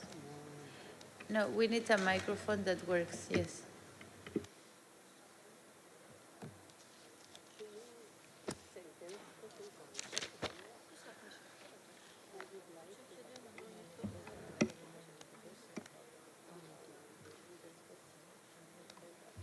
Thank you, Madam Chair and fellow parliamentarians.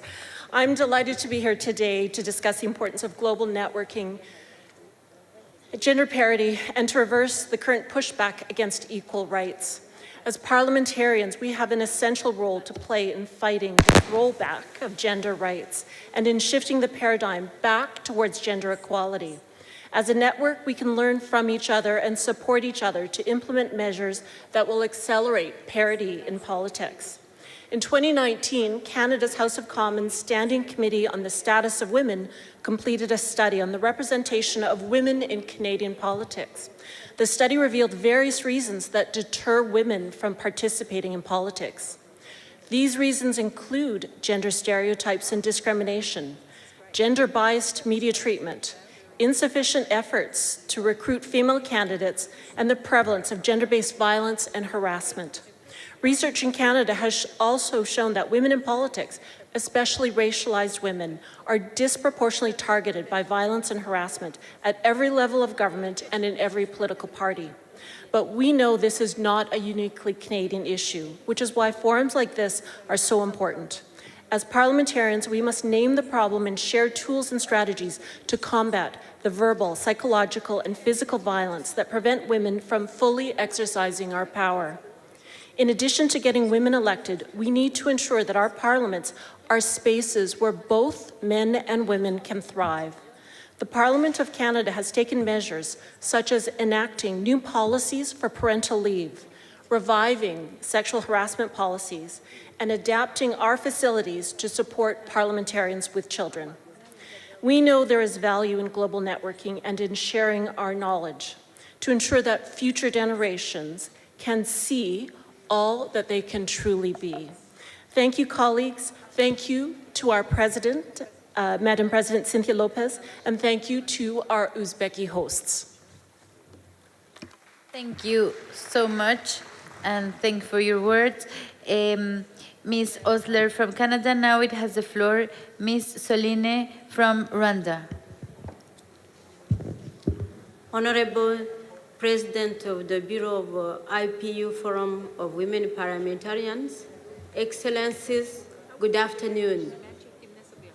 I'm delighted to contribute to this important topic related to the Let's Connect and Lead Together. Under the leadership of our President of the Republic, His Excellency Paul Kagame, Rwanda has created a conducive environment for all Rwandans, men and women, to maximize their potential.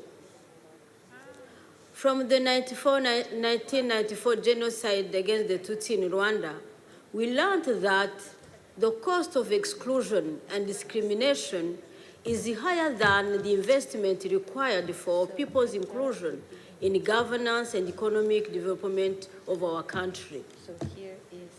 As a result, in Rwanda, men and women lead together in various institutions.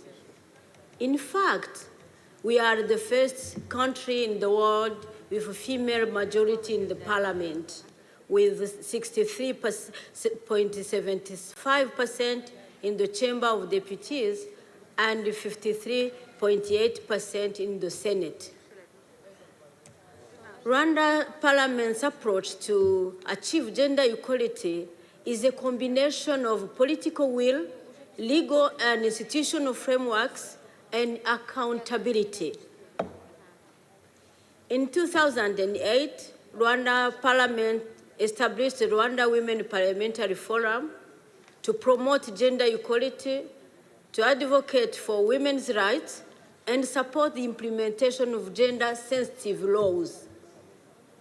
In the framework of the parliamentary diplomacy, Rwandan Parliament does share eagerly her story in advancing gender equality with national parliaments and various international women's networks.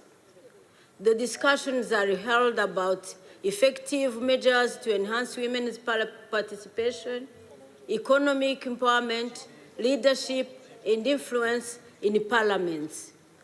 To conclude, we strongly believe that mutual collaboration between parliaments to enhance the political will for inclusion, accompanied with legal and institutional frameworks and accountability, is a key factor to achieve gender equality. Let's lead together. I thank you. Thank you. Thank you so much. MP from Rwanda now is the turn from Ms. Sevil Mikhailova from Azerbaijan. Thank you very much, Madam President. Your Excellencies, distinguished colleagues, ladies and gentlemen, it is an honor to address to this segment of the Women Forum. I want to say that one of the key challenges remains the acceleration of gender parity in political participation. To address this, we need common strategies that include policy reforms, institutional support, and capacity building initiatives. We must also actively engage men in this process, as true gender equality can only be realized when all members of society advocate for it. Mobilizing male allies through mentorship programs, inclusive policies and awareness campaigns can contribute significantly to breaking down barriers for women in politics. As in the case of Azerbaijan, I want to say that at both the state and parliamentary levels, systematic measures are being implemented in Azerbaijan to ensure gender equality, improve legal frameworks, and adopt progressive laws that safeguard women's rights. As of 2023, women's economic activity in Azerbaijan stood at 61.8%. According to a survey conducted by the Central Bank of Azerbaijan, among 12 investment companies, 21 banks and 16 insurance firms, women constitute 62% of the workforce of the financial sector. The law on guarantees of gender equality plays a vital role in eliminating gender-based violence, dismantling stereotypes, and ensuring equal opportunities in society. Furthermore, initiatives such as the employment strategy, women resources centers, and the Digital Girls Program are institutional in increasing women's participation in economic and social spheres. The employment strategy aims to reduce unemployment and wage disparities among women, enhance their integration into the labor market, and promote female entrepreneurship and digital money. In Azerbaijan's post-conflict period, gender-based issues remain a priority. Women are actively involved in demining operations, the safe reintegration of displaced persons, and reconstruction projects in liberated territories. Recent labor reforms have also improved women's access to various professions by removing restrictions on female employment in specific fields. In a conclusion, I want to say that as we navigate an increasingly complex global political landscape, fostering strong networks among women leaders is essential to advancing gender equality. By connecting the dots, working together, and expanding our collective influence, we can build a more inclusive and equitable future. It is our shared responsibility to ensure that women have equal opportunities to lead, contribute, and shape the political discourse at all levels. I look forward to engaging in fruitful discussions, and I think as Mr. President said, this is time for women. Thank you for your attention. Thank you so much, Sevil, member of the Executive Committee. So now has the floor Kazakhstan. Спасибо большое. Меня зовут Снежана Ямашева, я парламентарий из Казахстана. Хочу поблагодарить принимающую сторону Узбекистан, нашего соседа, за такой вот очень хороший, комфортный, теплый прием сегодня, а также поздравить всех участниц парламентариев с 40-летием форума. Казахстан уже более 30 лет участник МПС, и участие женщин-лидеров и политиков в таких организациях, конечно же, приносит огромную пользу в достижении целей гендерного равенства. Все наши страны имеют разные подходы. Я сегодня могу с уверенностью сказать, что Казахстан как страна для того, чтобы обеспечить благополучие женщин и девочек, обеспечил доступ к здравоохранению, к образованию, к правосудию, к экономическим возможностям. Мы сейчас думаем над тем, как эффективно внедрять гендерные экспертизы в законодательство, гендерное бюджетирование. Вместе с тем, страна направляет очень много ресурсов на то, чтобы не допустить бедности, особенно дети, чтобы они не росли в бедности. Очень много стран принимают усилия для того, чтобы защитить женщин и девочек от насилия. В прошлом году мы очень сильно ужесточили и криминализировали наши законы. Но этого недостаточно. Почти каждая страна до сих пор сталкивается с таким видом насилия.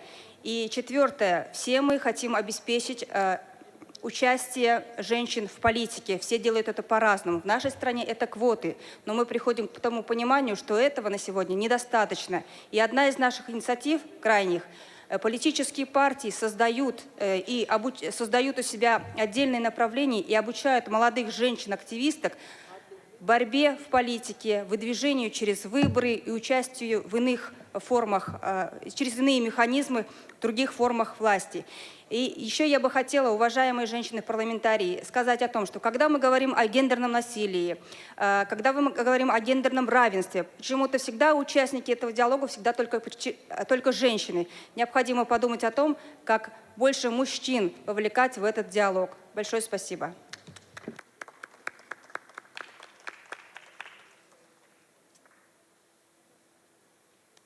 Thank you very much, Kazakhstan. And now the floor is given to Thailand. The next will be Andorra.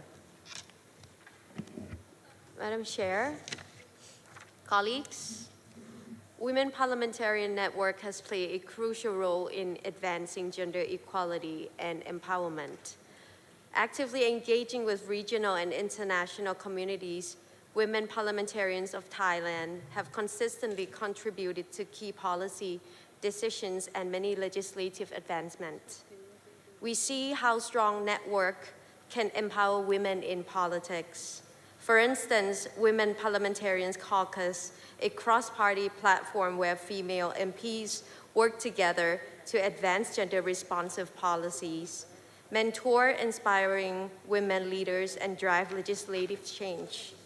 Through this caucus, we have strengthened violence and workplace discrimination, proving that when women unite, real progress happens. Moreover, we have worked in advancing laws on equal pay, social protections, and preventing violence against women. These efforts are to ensure that every woman have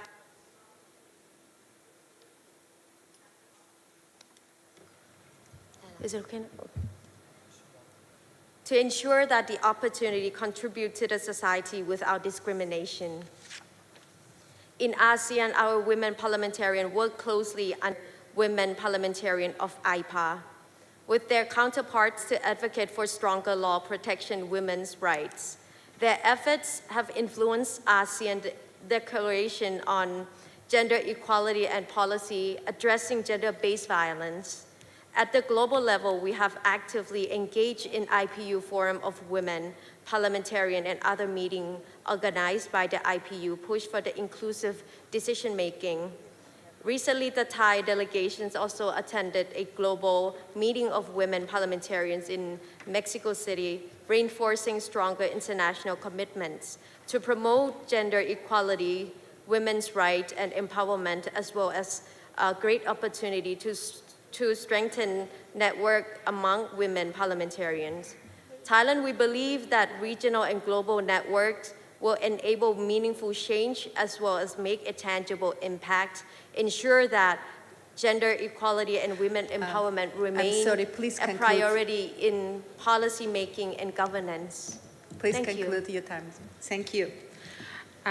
Now the floor is given to Andorra. Zambia will be the next. Please.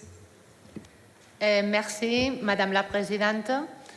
En Andorre, le réseau des femmes parlementaires a été créé en séance plénière le 6 mars dernier, à l'occasion de la Journée internationale de la femme. Le Parlement d'Andorre, un parlement paritaire pour la deuxième fois dans son histoire, cherche à éviter des clivages politiques et renforcer l'égalité entre hommes et femmes moyennant la définition des objectifs clairs et concrets. Ce réseau andorran est un forum formel et inclusif, ouvert aux femmes et aux hommes parlementaires et aussi aux anciennes femmes parlementaires. En tant que vice-présidente du Parlement, je préside ce réseau et avec ma participation, l'institution parlementaire démontre son soutien et garantit le financement et les ressources humaines suffisantes et permet d'assurer un fonctionnement efficace. Au cours de la première réunion du comité exécutif de ce réseau, la semaine dernière, nous avons accordé, entre autres actions, de travailler à l'élaboration d'une guide non sexiste dans la rédaction de textes administratifs et législatifs. Nous voulons arriver à mettre en œuvre un procès d'évaluation des lois dans une perspective de genre. Finalement, nous remercions l'UIP pour nous offrir l'occasion de créer des liens avec des autres forums de femmes parlementaires et connaître des autres exemples de bonnes pratiques. Merci à tous.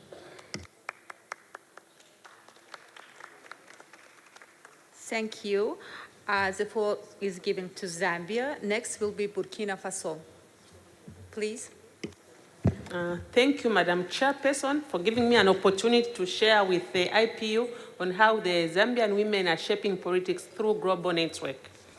The Zambian Parliament has benefited from the IPU gender parity policy, despite having a small percentage of female MPs in Parliament at 15% of the total number of parliamentarians.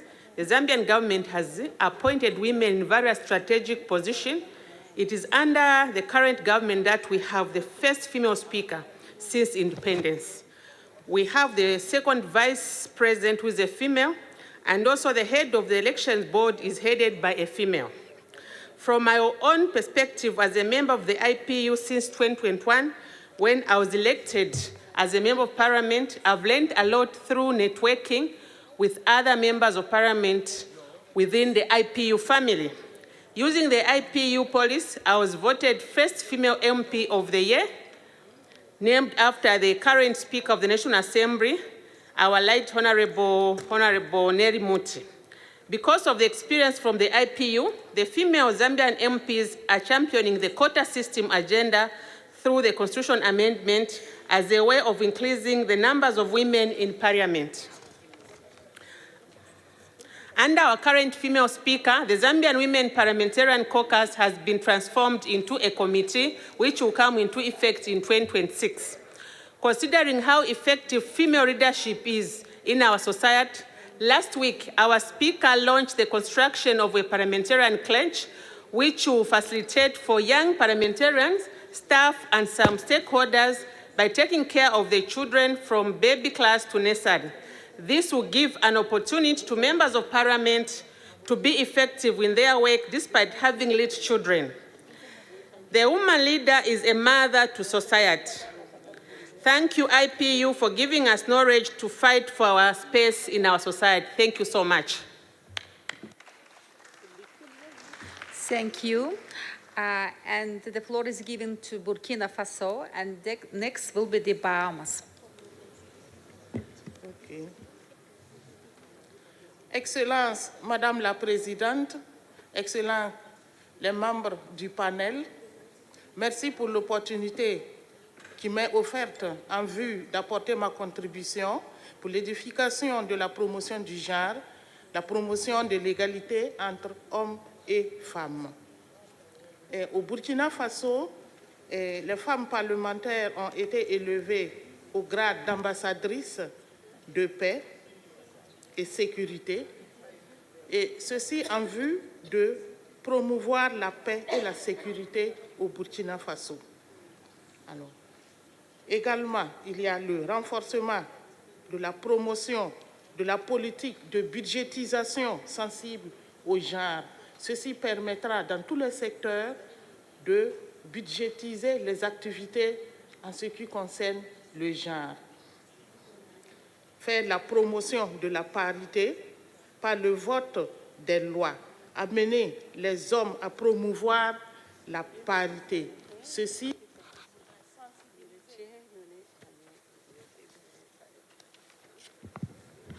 Ceci faudrait sensibiliser les leaders masculins. Si on a les leaders masculins qui sont d'accord avec la parité, cela faciliterait la promotion du genre. Promouvoir le leadership féminin par la sensibilisation des femmes et surtout les jeunes femmes en vue d'instaurer en eux la confiance. Renforcer la lutte contre les violences faites aux femmes et voter des lois en vue de renforcer la sanction sur le harcèlement des femmes avec l'IA. Merci, Madame la Présidente. Thank you. Thank you so much, Member of Parliament from Burkina Faso. Now has the floor the Bahamas for 2 minutes, please. Thank you.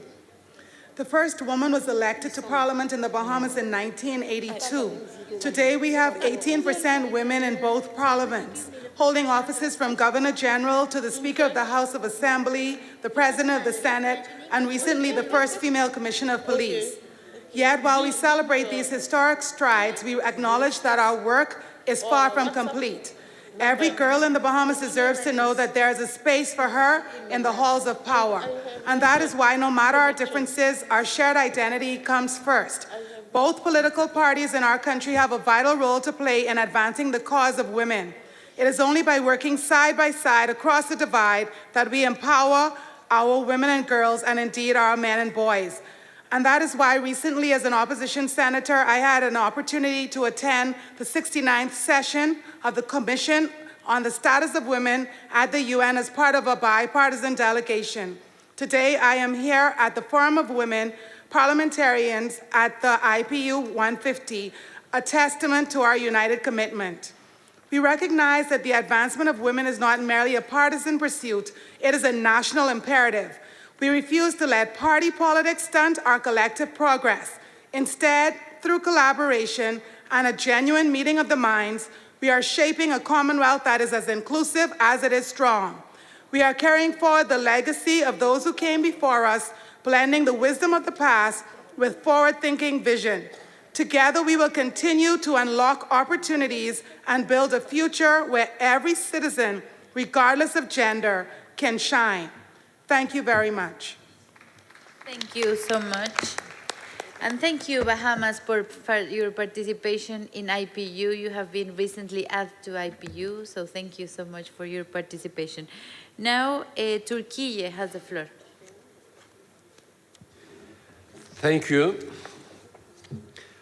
I would like to begin by emphasizing that the full realization of democracy requires equal participation of women in all aspects of life.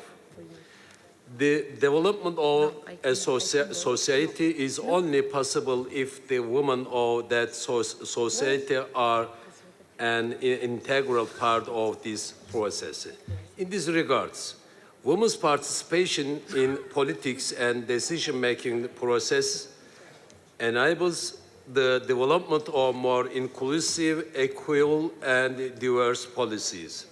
In the Republic of Turkey, women gained the right to vote and stand for local elections in 1930 and in parliamentary elections in 1934, before many other countries in the world.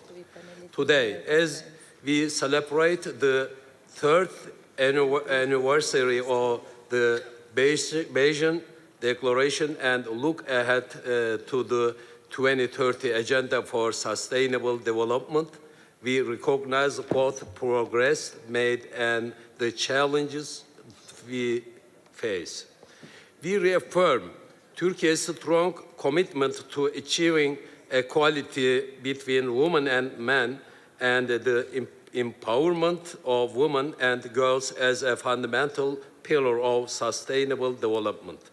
To ensure women and girls' full participation in social, economic, and political life, our national policies and the strategies are specifically designed to accelerate the implementation of Sustainable Development Goal 5, which aims to achieve equality between women and men and empower all women and girls. In addition to this, we believe that the obstacles to women's equal participation can be eliminated through women's participation in political decision-making positions and mechanisms. Thank you. Thank you so much. And thanks for being here in the Forum of Women Parliamentarians, Member of Parliament from Turkey. Thank you. So now we have Djibouti. Please, 2 minutes.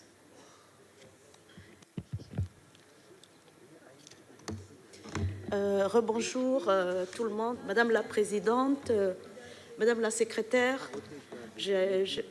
Tout à l'heure, j'étais intervenue dans d'autres domaines, mais ce qui m'incite maintenant à prendre la parole, c'est par rapport au réseau des femmes dans le monde. Et donc, j'avais vraiment une information ou une nouvelle qui pourrait rehausser les femmes leaders que nous sommes. Je parle de mon Parlement et longtemps, notre Parlement a hésité à créer le caucus des femmes parlementaires.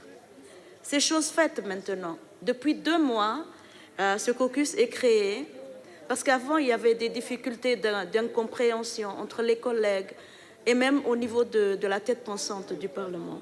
Donc, c'est fait et cela est fait depuis 2 mois. Et je suis l'heureux élue la présidente du caucus de femmes parlementaires de Djibouti. Il nous faut donc travailler sur les objectifs. Il nous faut également plaider pour une égalité de genre et passer à un plan d'action. Donc nous sommes sur ce travail-là et certainement d'autres pays pourront nous appuyer. On peut s'appuyer sur des documents qui existent, des pays qui peuvent nous appuyer et pourquoi pas l'UP aussi. Merci. Thank you so much. Now it has the floor the Arab Parliament.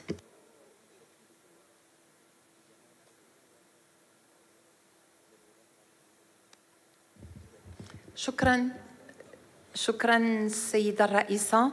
السيدات والسادة الحضور الكريم، السلام عليكم ورحمة الله وبركاته. يطيب لي أن أعبر عن سعادتي البالغة للمشاركة في هذا الاجتماع ممثلة عن البرلمان العربي، وأود التأكيد في هذا السياق على أن تعزيز المشاركة النسائية في السياسة يتطلب وجود إرادة سياسية حقيقية يتم ترجمتها من خلال استراتيجيات وتشريعات وخطط وطنية تبدأ من تغيير الصورة الذهنية النمطية عن المرأة، حيثما تزال تنظر إليها بعض المجتمعات باعتبارها شخص غير قادر على القيادة والدخول في عالم السياسة، وهو ما يتناقض بشكل صارخ مع قدرات وإمكانيات المرأة التي تؤهلها بقوة للدخول في هذا المجال.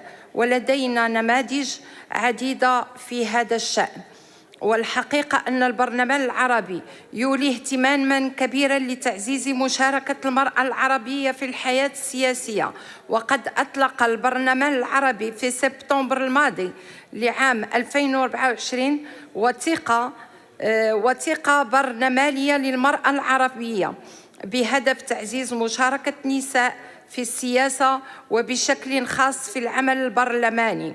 وتناولت هذه الوثيقة مختلف التحديات التي قد تعيق النساء عن الدخول إلى عالم السياسة، كما طرحت حلول مختلفة لتذليل تلك التحديات. وعلى مدار السنوات القليلة الماضية قطعت الدول العربية شوطاً واسعاً في مجال تمكين المرأة، كما استحدثت آليات لتعزيز انخراطهن في العمل السياسي والبرلماني. بلد المملكة المغربية ورغبة في تعزيز المشاركة النسائية في الحياة السياسية فقد تم إنشاء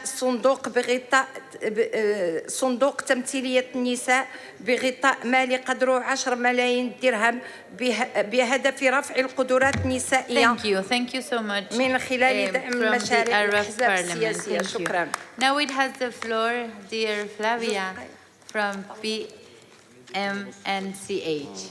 You have the floor.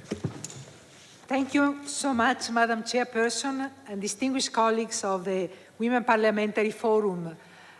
We at the Partnership for Maternal, Newborn and Child Health, the largest alliance that is working for advancing women, children and adolescent health, would like to pay a tribute to you in your 40 years of existence. To our knowledge, dear Chairperson, in the multilateral system, there is nothing equivalent to the Women Parliamentary Forum in its ability to influence every resolution that this august and distinguished body does. Influencing, for example, the resolution on maternal, newborn and child health in Uganda 2012, and the influence on universal health coverage for their gender-sensitive language. One initiative that we would like to share with you that is important for gender equality at this climate where we see a significant pushback on women's rights is the 7th of April, is the World Health Day, which this year will be on the theme of maternal and child mortality. Maternal deaths, 300,000 women dying while giving birth. This is one of the scourges that, as women, we need to continue fighting for achieving gender equality. Let me conclude by thanking you, Honorable Cinzia, for all the work that you have done in this forum, and I'm sure that with your help and the help of all the colleagues in this body, we can advance gender equality. Thank you. Thank you so much, dear Flavia from PMNCH. Thank you so much. So, dear colleagues, let us know here the reports of this morning.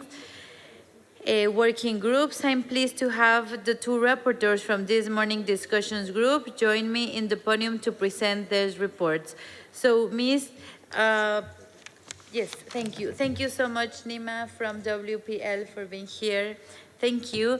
So we ask here to the Presidium, Ms. Kidwa Godalena from Democratic Republic of Congo and Ms.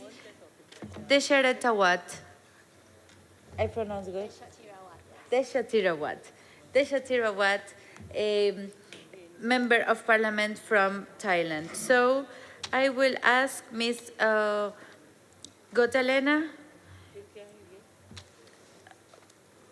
I will ask Ms. Godalena. Let me just 1 second.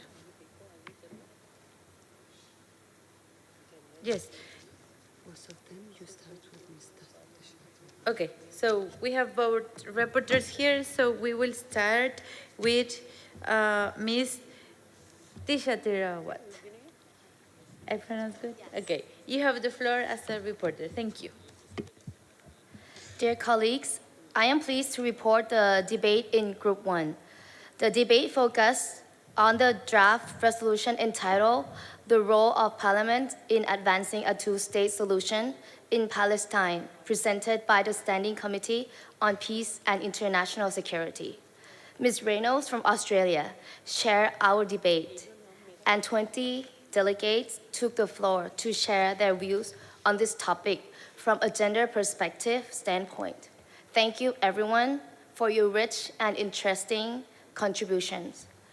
The discussion highlighted our concern about the disproportionate impact of the Israeli and Palestinian conflict on women, which has hindered the advancement of women's rights and gender equality. Large number of civilians, mostly women and children, have been killed as a result of violence, disease, and lack of health care, hunger and starvation. The conflict also exposed women to violence, including gender-based and sexual violence, displacement, imprisonment, economic hardship, and limited access to health care, and education. Pregnant women, in particular, suffer from a very poor health services.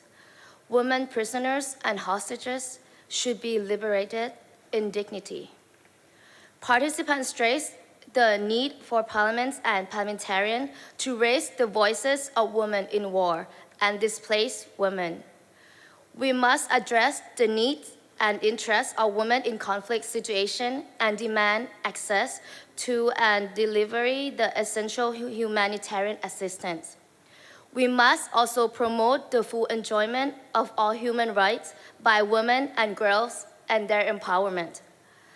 The call for a two-state solution in the draft of resolution was considered necessary to help women. Also call for women to be empowered to play a full role in peace and security processes.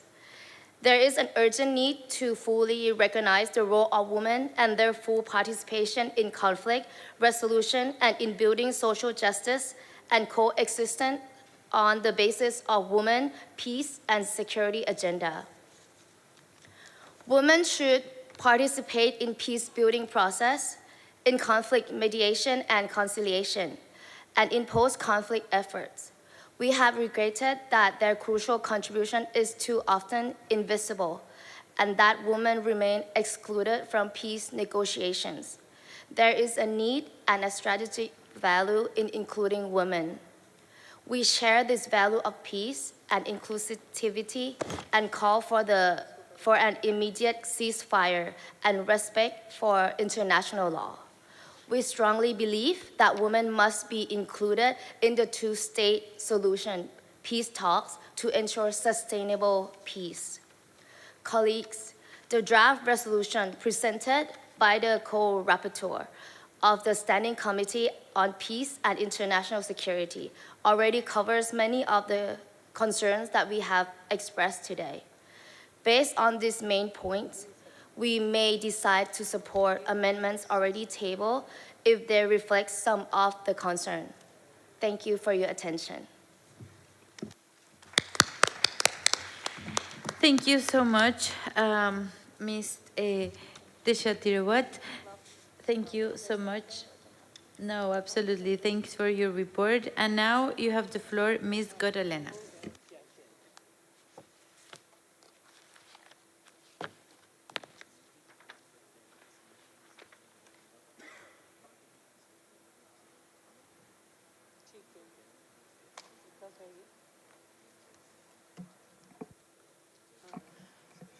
Chers collègues,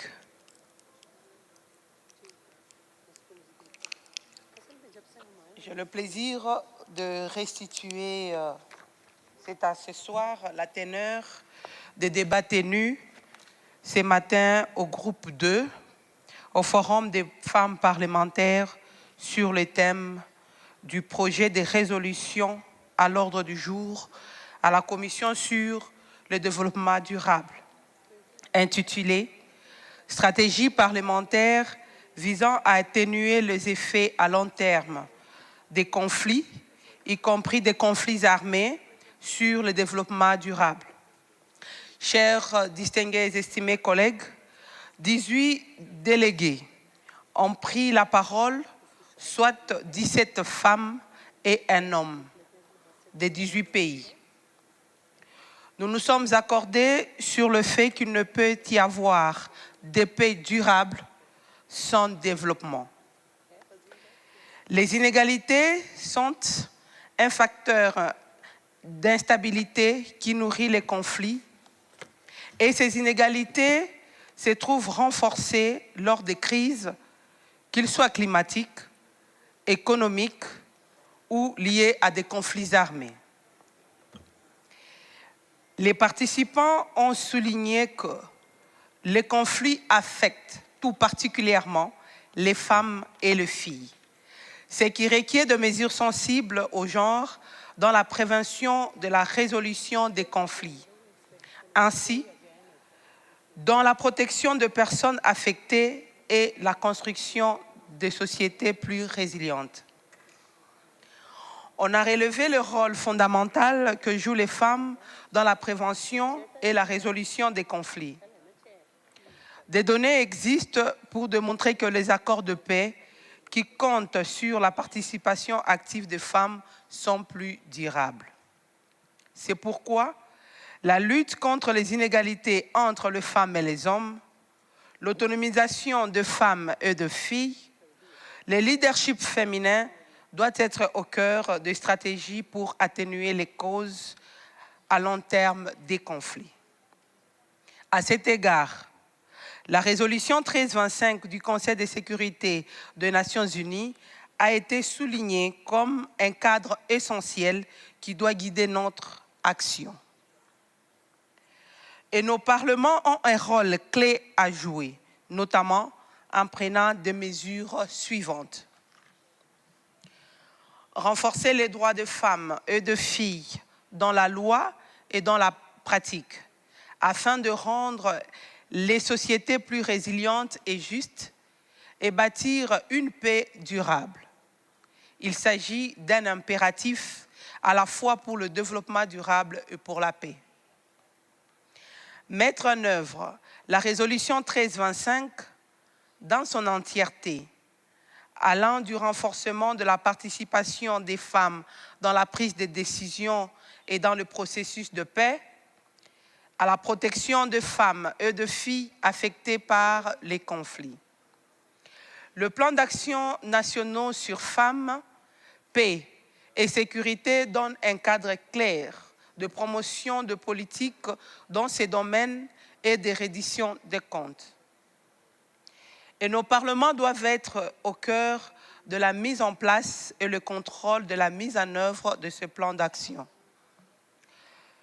L'autonomisation de femmes et de filles doit commencer au niveau des communautés en les impliquant dans les efforts de paix, de reconstruction et d'alerte précoce et en répondant à leurs besoins les plus pressants en matière d'éducation, santé et accès à des financements.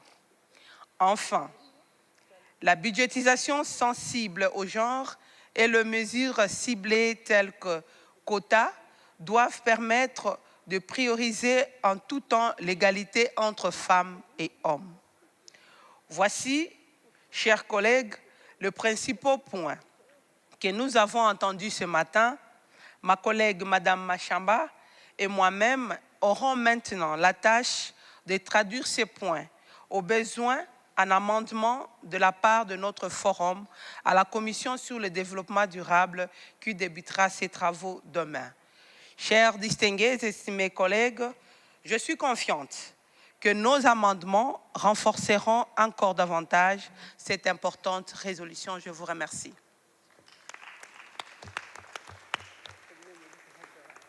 Thank you so much, Ms. Kitwa Gotalena from Republic Democratic of Congo. You have done an excellent job summarizing the very useful recommendations from the discussion. So I now invite the forum to adopt the report of the rapporteurs by acclamation, please.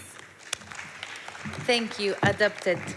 So I take it that amendments to the resolutions will be drafted and presented to the standing committees, and the chairs and rapporteurs of the working groups will be promoting these amendments in the standing committees deliberation. So we are finishing. So I would like to remind you some points.